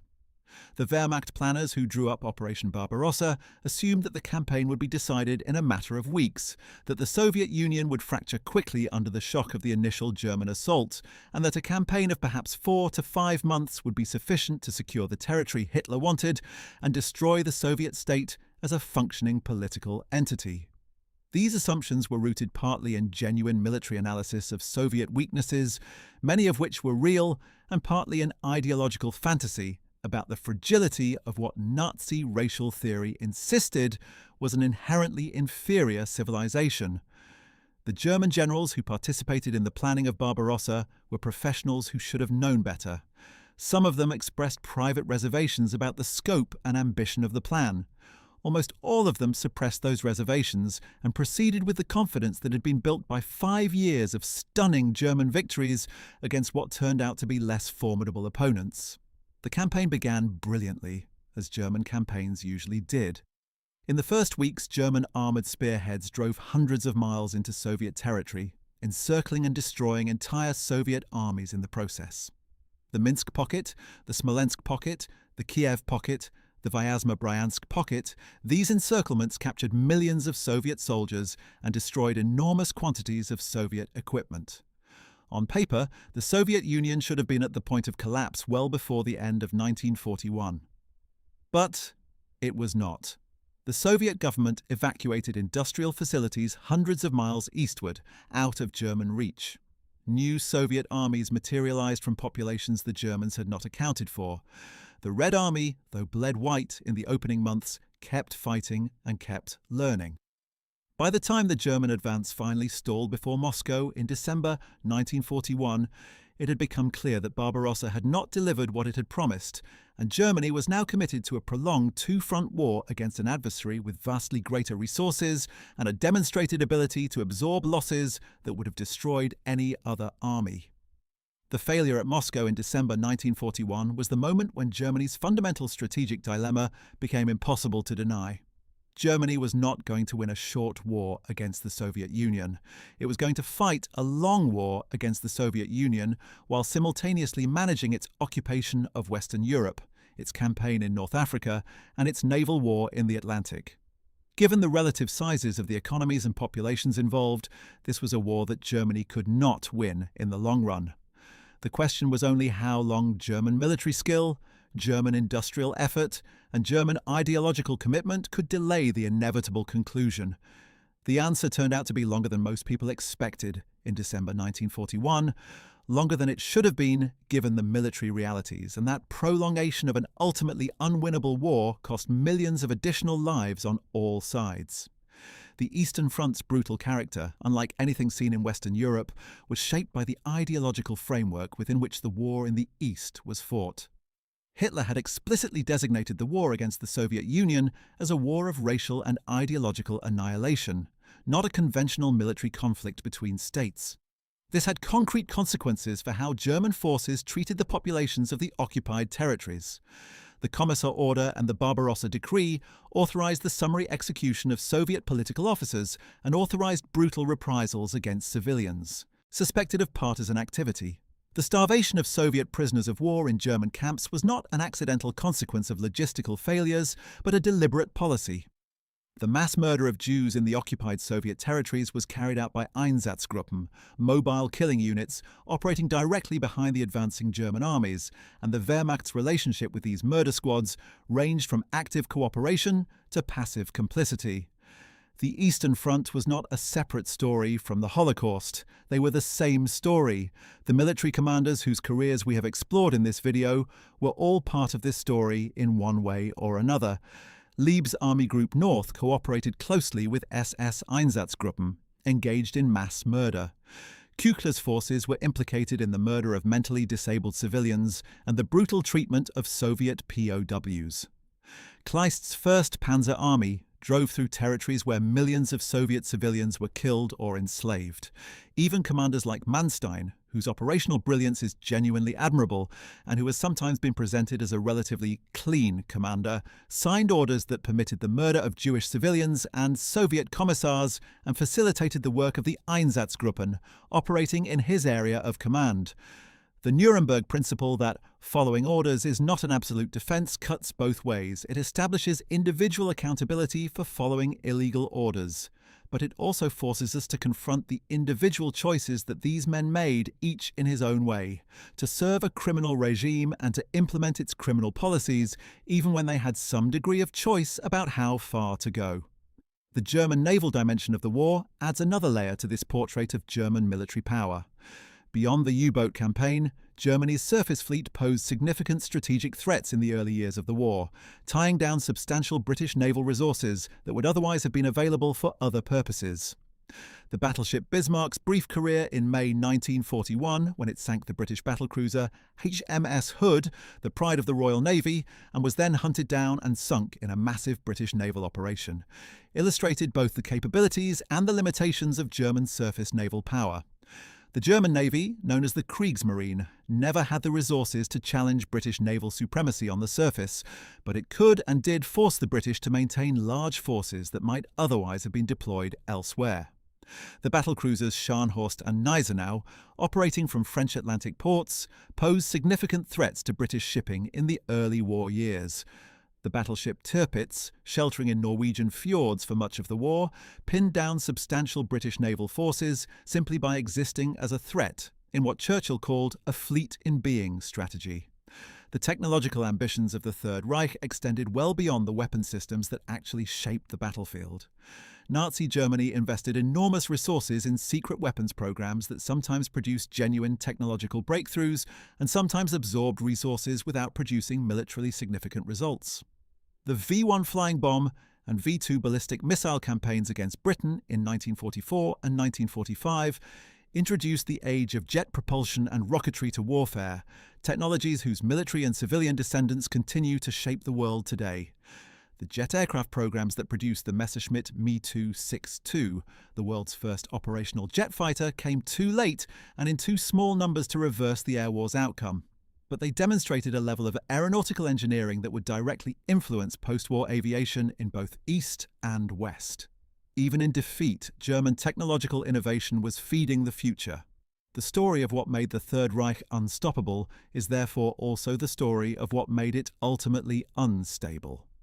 The same characteristics that produced its extraordinary early power, the ideological fanaticism, the willingness to take enormous risks, the dismissal of conventional strategic wisdom, the exploitation of everyone and everything in pursuit of total goals, were also the characteristics that made it impossible for the regime to sustain. A state that rests on fear and terror rather than genuine consent must eventually exhaust its capacity to generate fear at the required intensity. A military strategy based on annihilation and speed must eventually encounter adversaries resilient enough to absorb the initial shock and fight back with overwhelming resources. An ideology of racial supremacy will inevitably generate the united opposition of the peoples it designates as inferior. The Third Reich was unstoppable in the way a runaway train is unstoppable, terrifying, devastating to anything in its path, but always destined to reach a point where the track ends. Now we come to one of the most powerful and least understood components of the Third Reich's military dominance: the men in the black uniforms. The Waffen-SS, Hitler's elite military force, was not simply another branch of the German armed forces. It was something fundamentally different, a military organization explicitly grounded in ideological commitment, racial selection, and fanatical loyalty to the person of Adolf Hitler.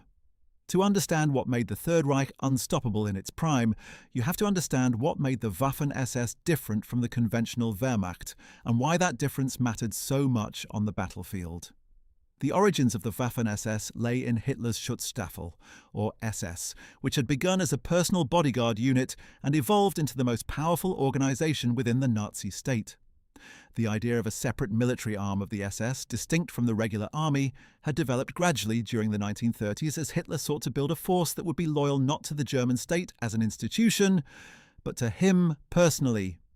The SS men were selected on the basis of racial criteria that reflected Nazi ideology in its most explicit form. They had to demonstrate Aryan ancestry going back several generations, meet rigorous physical standards, and demonstrate ideological commitment to National Socialism. The result was a force that combined genuine physical and military excellence with an ideological fanaticism that regular army commanders often found as troubling as it was effective. By the time the war reached its peak, the Waffen-SS had grown from a small personal guard into a force of nearly 1 million men, organized into dozens of divisions, including elite formations like Leibstandarte Adolf Hitler, Das Reich, Totenkopf, and Viking, that were considered among the finest fighting formations in the entire German order of battle. What made the Waffen-SS so formidable on the battlefield? Several factors combined to create an exceptionally capable fighting force. The first was the quality of its personnel. SS men were in general younger, physically fitter, and more highly motivated than their Wehrmacht counterparts. They had been indoctrinated since childhood through the Hitler Youth with the values of sacrifice, comradeship, and unquestioning loyalty that the SS demanded. They genuinely believed they were fighting for something larger than themselves, and that belief gave them a ferocity and a willingness to sustain casualties that impressed and sometimes terrified both their allies and their enemies. The second factor was equipment. The Waffen-SS consistently received priority allocation of the newest and most powerful tanks, assault guns, and infantry weapons. By the middle years of the war, SS panzer divisions were equipped with the most formidable armoured vehicles in the German arsenal, including the Tiger I and Tiger II heavy tanks that outclassed anything the Allies could field in direct combat. The third factor was tactical training and initiative. SS commanders were trained in the same tradition of Auftragstaktik that characterized the best Wehrmacht officers, with an emphasis on independent judgment, aggressive action, and the relentless exploitation of any advantage gained. In battle after battle, SS units demonstrated an ability to react to changing circumstances faster than their opponents, to mount counterattacks when other units would have remained defensive, and to extract tactical success from situations that appeared hopeless. They were also, it must be said, capable of extraordinary brutality. The ideology that drove their ferocity in battle also drove atrocities against civilian populations and prisoners of war that were documented, prosecuted, and condemned as war crimes. The Waffen-SS was never the purely military organisation that its post-war apologists claimed.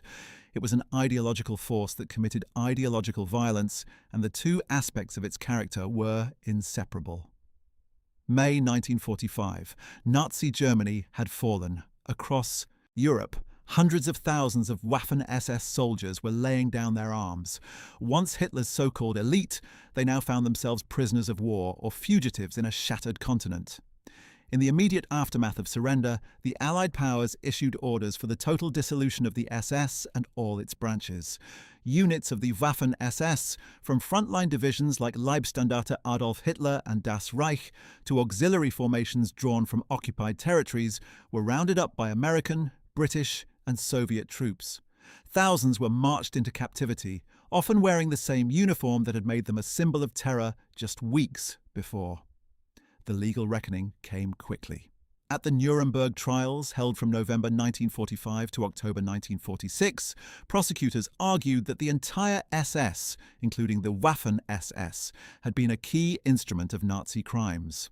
On September 30th, 1946, the International Military Tribunal formally declared the SS a criminal organization.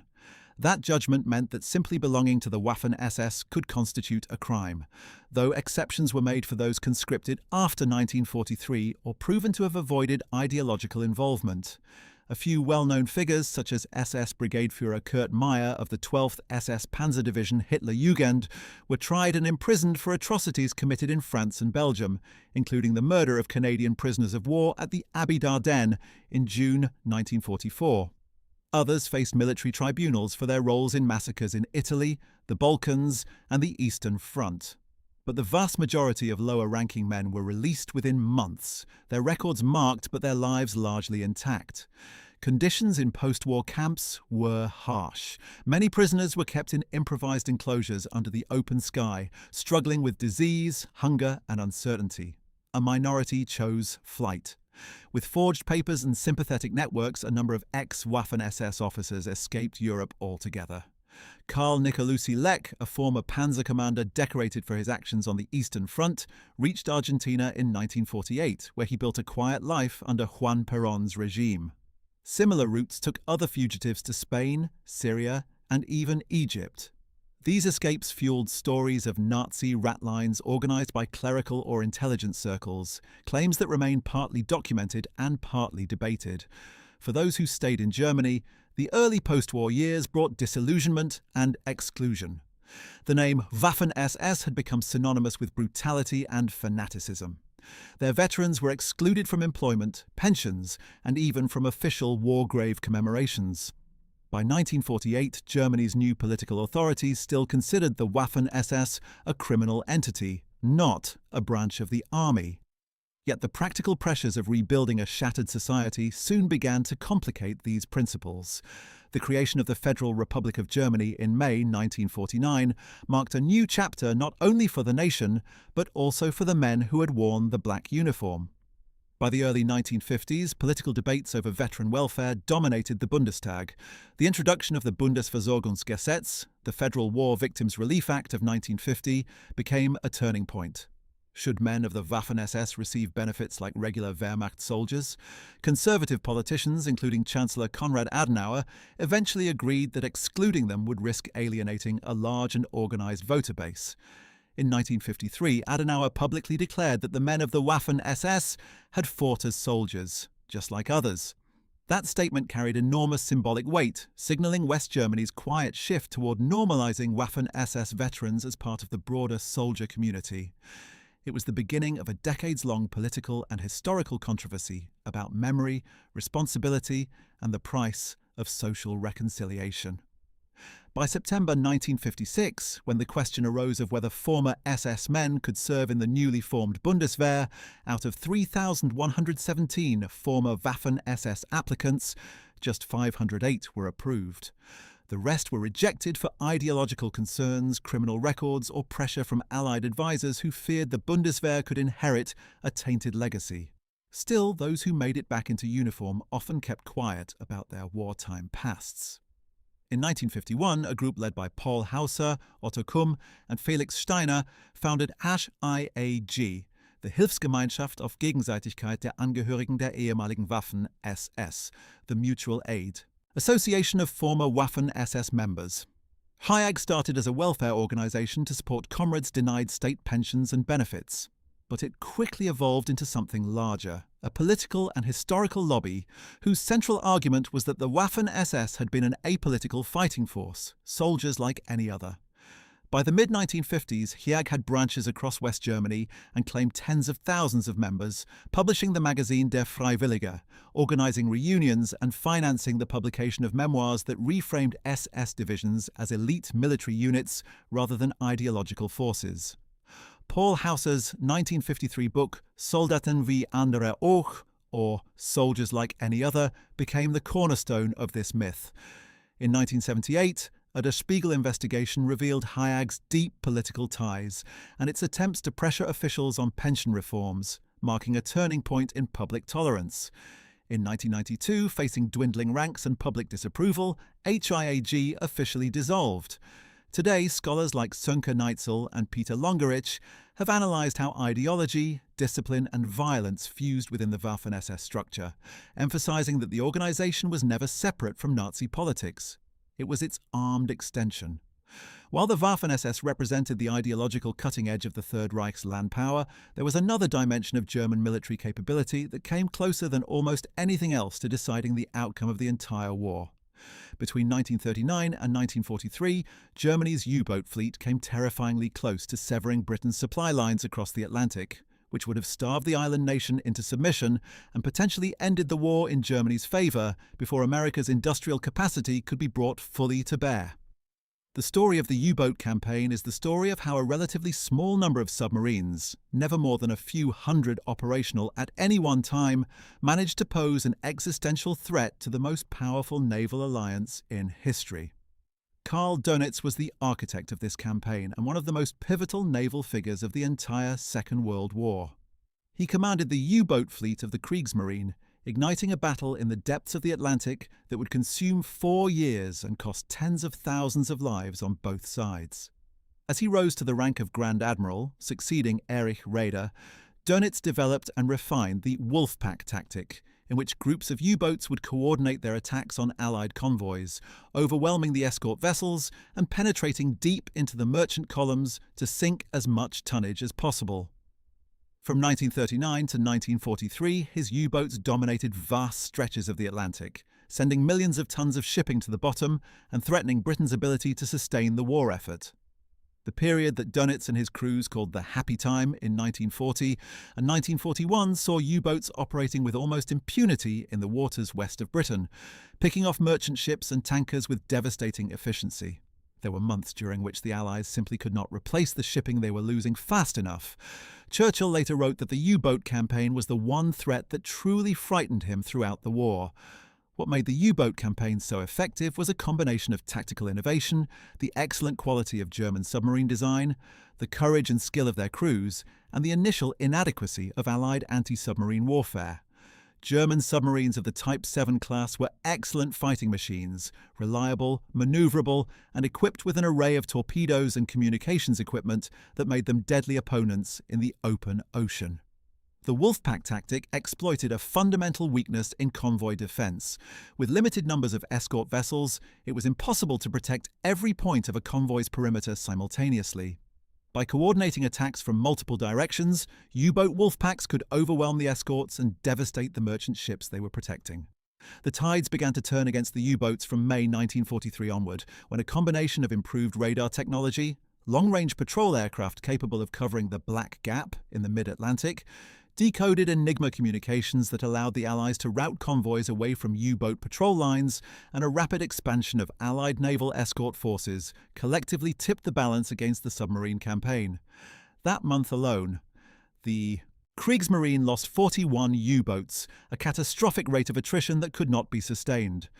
Dönitz briefly withdrew his forces from the North Atlantic in May 1943, acknowledging in his war diary that the Wolfpack tactics had failed against the improved Allied defences, but the U-boats never stopped fighting.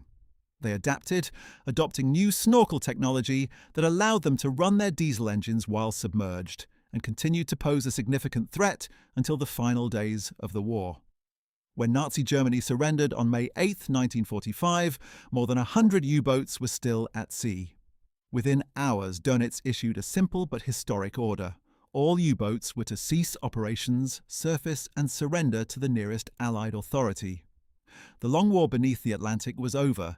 Across the North Atlantic, the Bay of Biscay, and the fjords of Norway, more than 150 U-boats surfaced, their exhausted crews hoisting white flags as Allied aircraft circled overhead. They sailed toward ports such as Loch Erebol in Scotland, Lissahalli in Northern Ireland, and Portland in southern England. At Loch Erebol, nearly 40 U-boats anchored together in a grim parade of defeat. Allied warships escorted the submarines into port, where Royal Navy and US Navy boarding parties seized codes, charts, and weapons. Engineers catalogued the rusted, battle-scarred vessels, many barely seaworthy after months underwater. In the following weeks, Allied leaders faced a pressing question: what to do with the world's most advanced submarine fleet?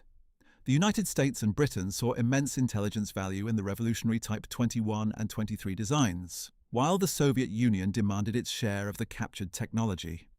The answer came in the form of Operation Deadlight. By the autumn of 1945, the Allies had gathered more than 100 surrendered U-boats in British harbours. Keeping them afloat was costly, and storing them indefinitely was impossible.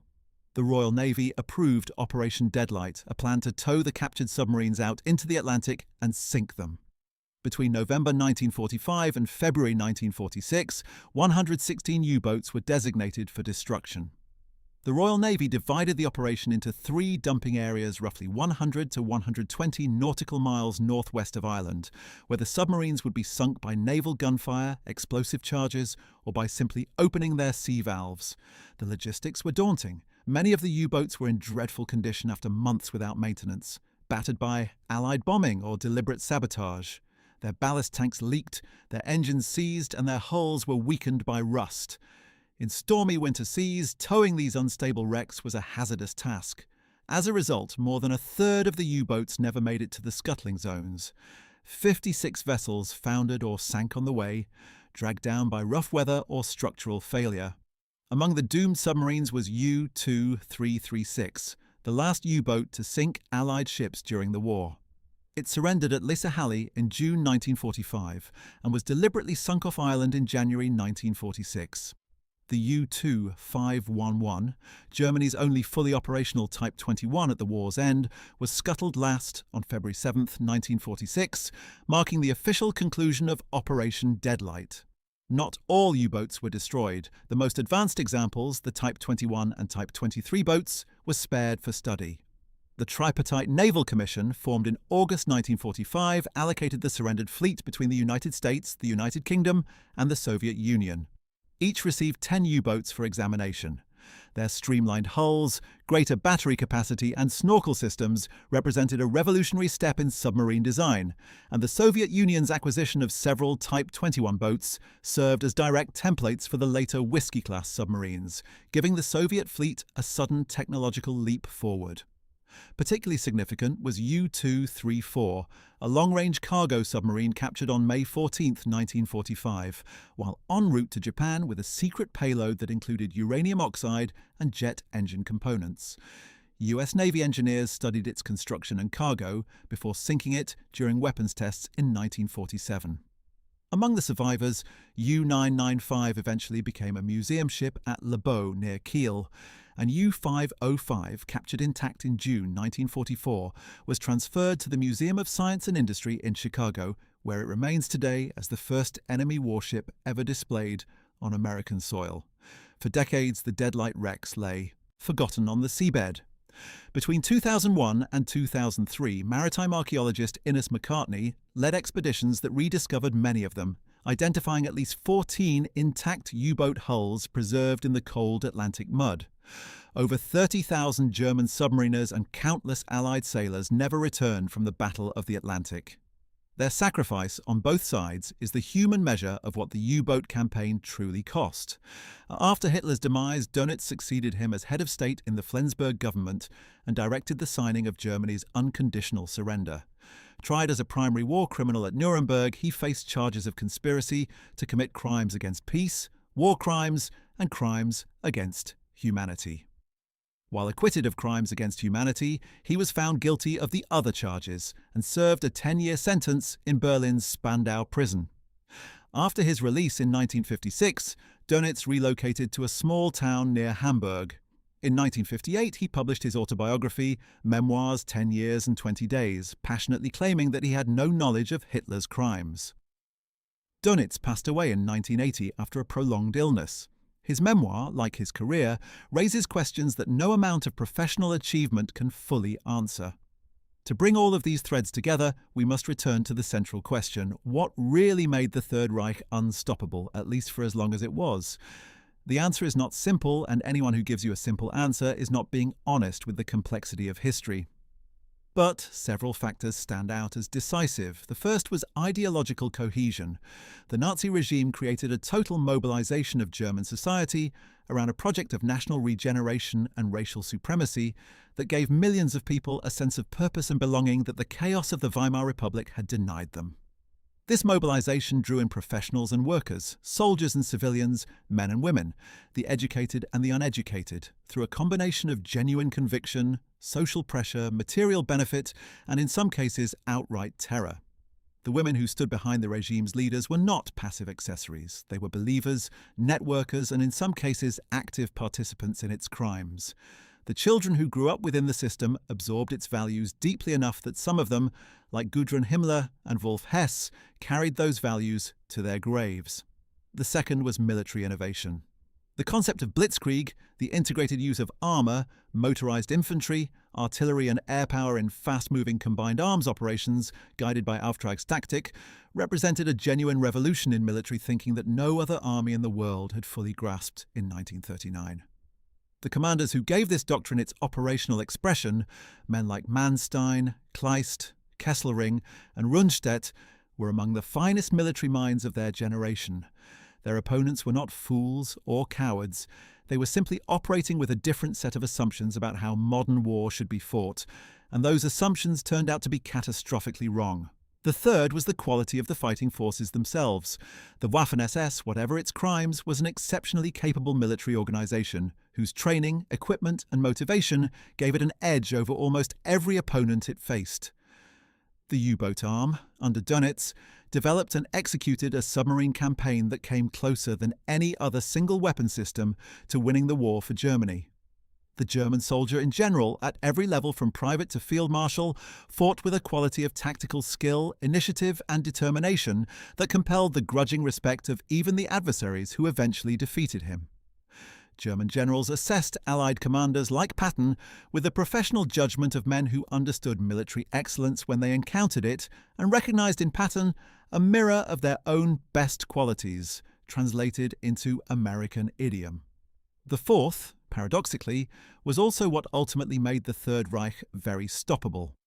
The ideology that mobilized German society and gave the Waffen-SS its fanatical edge was also the ideology that guaranteed the implacable opposition of nearly the entire rest of the world. Hitler's racial worldview led him to underestimate the Soviet Union, to mismanage the relationship with Britain, to guarantee American hostility, and to make strategic decisions based on ideological assumptions that had no basis in military reality. The same system that produced brilliant commanders like Manstein also produced Keitel's sycophantic deference to Hitler's increasingly irrational orders, and eventually the disastrous decisions of 1941 and 1942 that overextended German military power beyond any possibility of recovery. The Third Reich was unstoppable when it was fighting wars it could win quickly and decisively. It was always going to be stopped the moment it became locked in a prolonged struggle against adversaries with greater industrial resources, larger populations, and an ultimately superior capacity for adaptation and learning. Field Marshal Wilhelm List's career encapsulates this arc perfectly. After the First World War, he remained in the reduced Reichswehr, helping modernize Germany's military under the limitations of the Treaty of Versailles.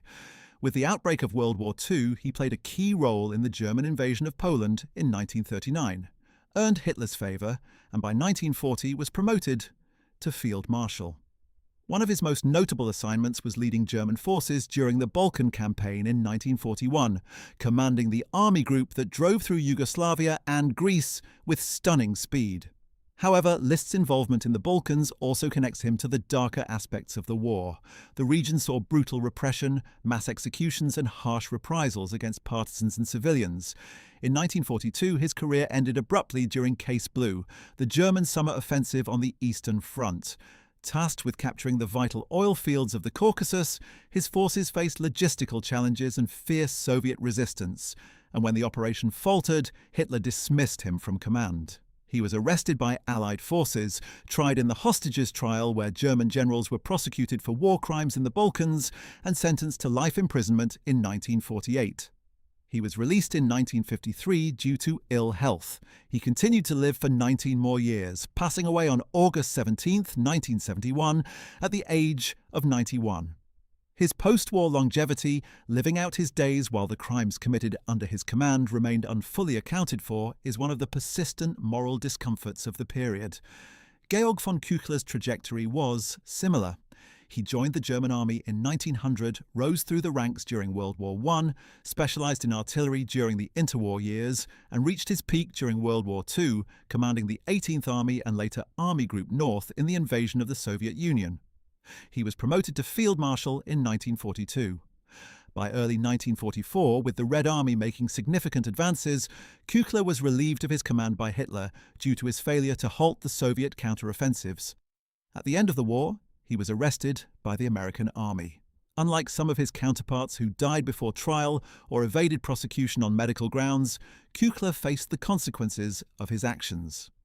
In the High Command trial, he stood accused of war crimes and crimes against humanity committed in the Soviet Union, including the murder of mentally disabled individuals in occupied territories. During the proceedings, Küchler admitted to the harsh conditions in POW camps, but attributed them primarily to winter conditions, which he described as an act of God. He also claimed that the army had exaggerated POW mortality rates to receive more supplies. The court found him guilty and sentenced him to 20 years in prison. His sentence was reviewed and reduced to 12 years in 1951, and he was released from prison in February 1953, having served less than a decade for his crimes. He went on to live with his wife in the Garmisch region and passed away in Garmisch-Partenkirchen on May 25, 1968. Wilhelm Ritter von Lieb's case represents one of the most controversial post-war outcomes of any German commander.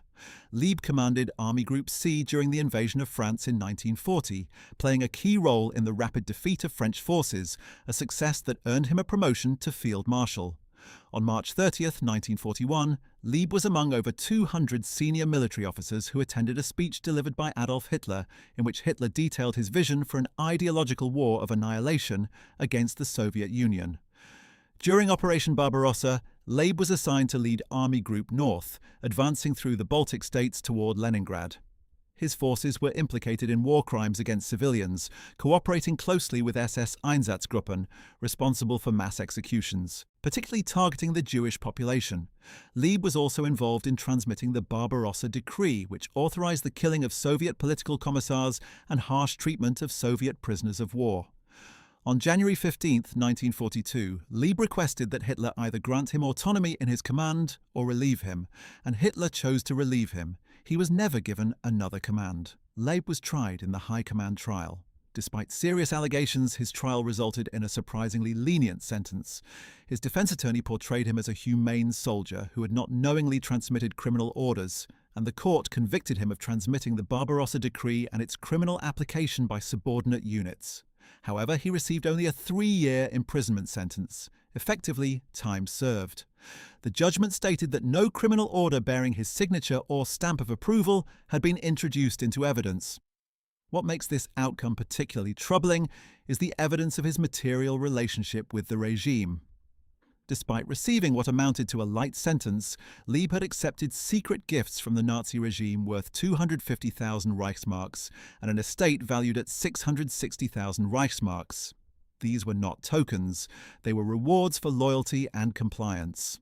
After his release, Lieb returned to his estate in Hohenschwangau, Bavaria, and passed away following a heart attack in 1956. His case exemplifies the complexities of post-war trials, where some high-ranking officers received minimal punishment despite significant levels of complicity, potentially undermining the principles of accountability that the trials were meant to uphold. Maximilian von Weichs commanded the Second Army during major military campaigns, including the invasions of France, Yugoslavia, and the Soviet Union. In 1944, he was appointed commander of German forces in the Balkans, where his responsibilities included suppressing partisan resistance movements in Yugoslavia and Greece. His tenure in the Balkans was characterized by brutal anti-partisan operations and widespread atrocities against civilians. Weichs retired from his military career on March 25, 1945, and was arrested by American troops in May. He was scheduled to participate in the US Army's hostages trial, facing charges related to the suppression of partisans in the Balkans. In a surprising turn of events, Weichs was removed from the proceedings before being judged or sentenced, the official reason given being medical reasons. This decision allowed Weichs to evade prosecution, despite his alleged involvement in serious wartime atrocities. Maximilian von Weichs died on September 27, 1954, in Bonn, West Germany, at the age of 72. The medical excuse that spared him from trial is a reminder of how often the machinery of justice found ways to accommodate powerful men with deteriorating health. So what is the final verdict? What really made the Third Reich unstoppable between 1933 and 1945? It was a system. Not a single genius, not a single weapon, not a single ideology in isolation, but a system in which all these elements reinforced each other to create something greater and more terrible than any of its individual parts. Military commanders of genuine world-class talent operated a revolutionary doctrine of mobile warfare that their opponents could not initially match. An ideologically motivated elite force in the form of the Waffen-SS provided shock troops of ferocious capability wherever the situation was most desperate. A naval arm under Karl Dönitz came closer than perhaps any other single campaign to winning the war through economic strangulation. The families and social networks of the Nazi inner circle sustained an ideological commitment that kept the machine running even as the military situation deteriorated. And at the center of it all was a propaganda system of unprecedented sophistication that maintained popular belief in the regime's mission long after the evidence of reality should have shattered it. But here is the thing about systems. They fail in systemic ways. The same ideology that empowered the Waffen-SS also blinded German strategic planners to the reality of Soviet resilience and American industrial capacity. The same micromanagement instincts that had driven Hitler to dismiss Brauchitsch and Lieb eventually drove him to dismiss Manstein and Kleist, stripping the German army of its best operational minds at the moments they were needed most. The same family and social networks that bound the Nazi inner circle together in loyalty also bound them in mutual delusion, creating an echo chamber in which bad news was suppressed and catastrophic decisions were validated by yes-men in high positions. The Third Reich was unstoppable when it was fighting wars it had designed for itself. When history forced it to fight a different kind of war against the combined productive capacity of the Soviet Union, the British Empire and the United States, all operating on exterior lines with growing industrial and manpower advantages, the system that had made Germany so formidable became the system that guaranteed its destruction. The men and women whose lives we have explored in this video lived through the full arc of that story, from the intoxicating triumphs of 1939 and 1940 to the catastrophic collapse of 1945 and the long, uncomfortable aftermath in which justice was sometimes served, sometimes evaded, and sometimes reduced to a compromise that satisfied nobody. Field marshals who had commanded armies found themselves in the dock at Nuremberg or dying in Soviet prison camps. Elite SS officers who had considered themselves the racial elite of a 1,000-year empire lived out their days collecting small pensions and attending reunions of an organization that history had condemned. The children of the men who built the Reich grew up carrying names that were synonyms for atrocity, some running from that inheritance, some defending it, and some spending their lives trying to understand what it meant. The wives of the regime's leaders lived through a strange post-war twilight, some prosecuted lightly, some escaping prosecution entirely, almost all of them maintaining to the end some version of a story in which they had been bystanders rather than participants. The Third Reich was unstoppable until it was not. What ended it was not weakness at the level of the individual soldier or commander. What ended it was the fundamental incompatibility between the totalitarian, racist ideology that powered the machine and the reality of a world in which human beings of every race and nation proved themselves capable of extraordinary courage, ingenuity, and determination. The Germans had the best operational commanders. They had the most innovative tactical doctrine. They had weapons that were in many cases technically superior to anything their opponents fielded. What they did not have was a vision of the future that could sustain the loyalty and fighting power of their enemies. And ultimately, they did not have a vision of the world that was true. And in the end, reality always wins. Well, that is it. Thanks for watching. We hope you found this video informative and that it gave you a deeper understanding of the many forces that made the Third Reich such a formidable power during those 12 dark years between 1933 and 1945. If you enjoyed learning about today's topic, make sure to check out our video about what happened to Germany's field marshals after World War II, and our video about where did the Waffen-SS go after 1945, both of which go into even greater depth on some of the specific stories we touched on today. Don't forget to like this video, subscribe to our channel, and hit the notification bell to stay updated on more World War II content. See you in the next one.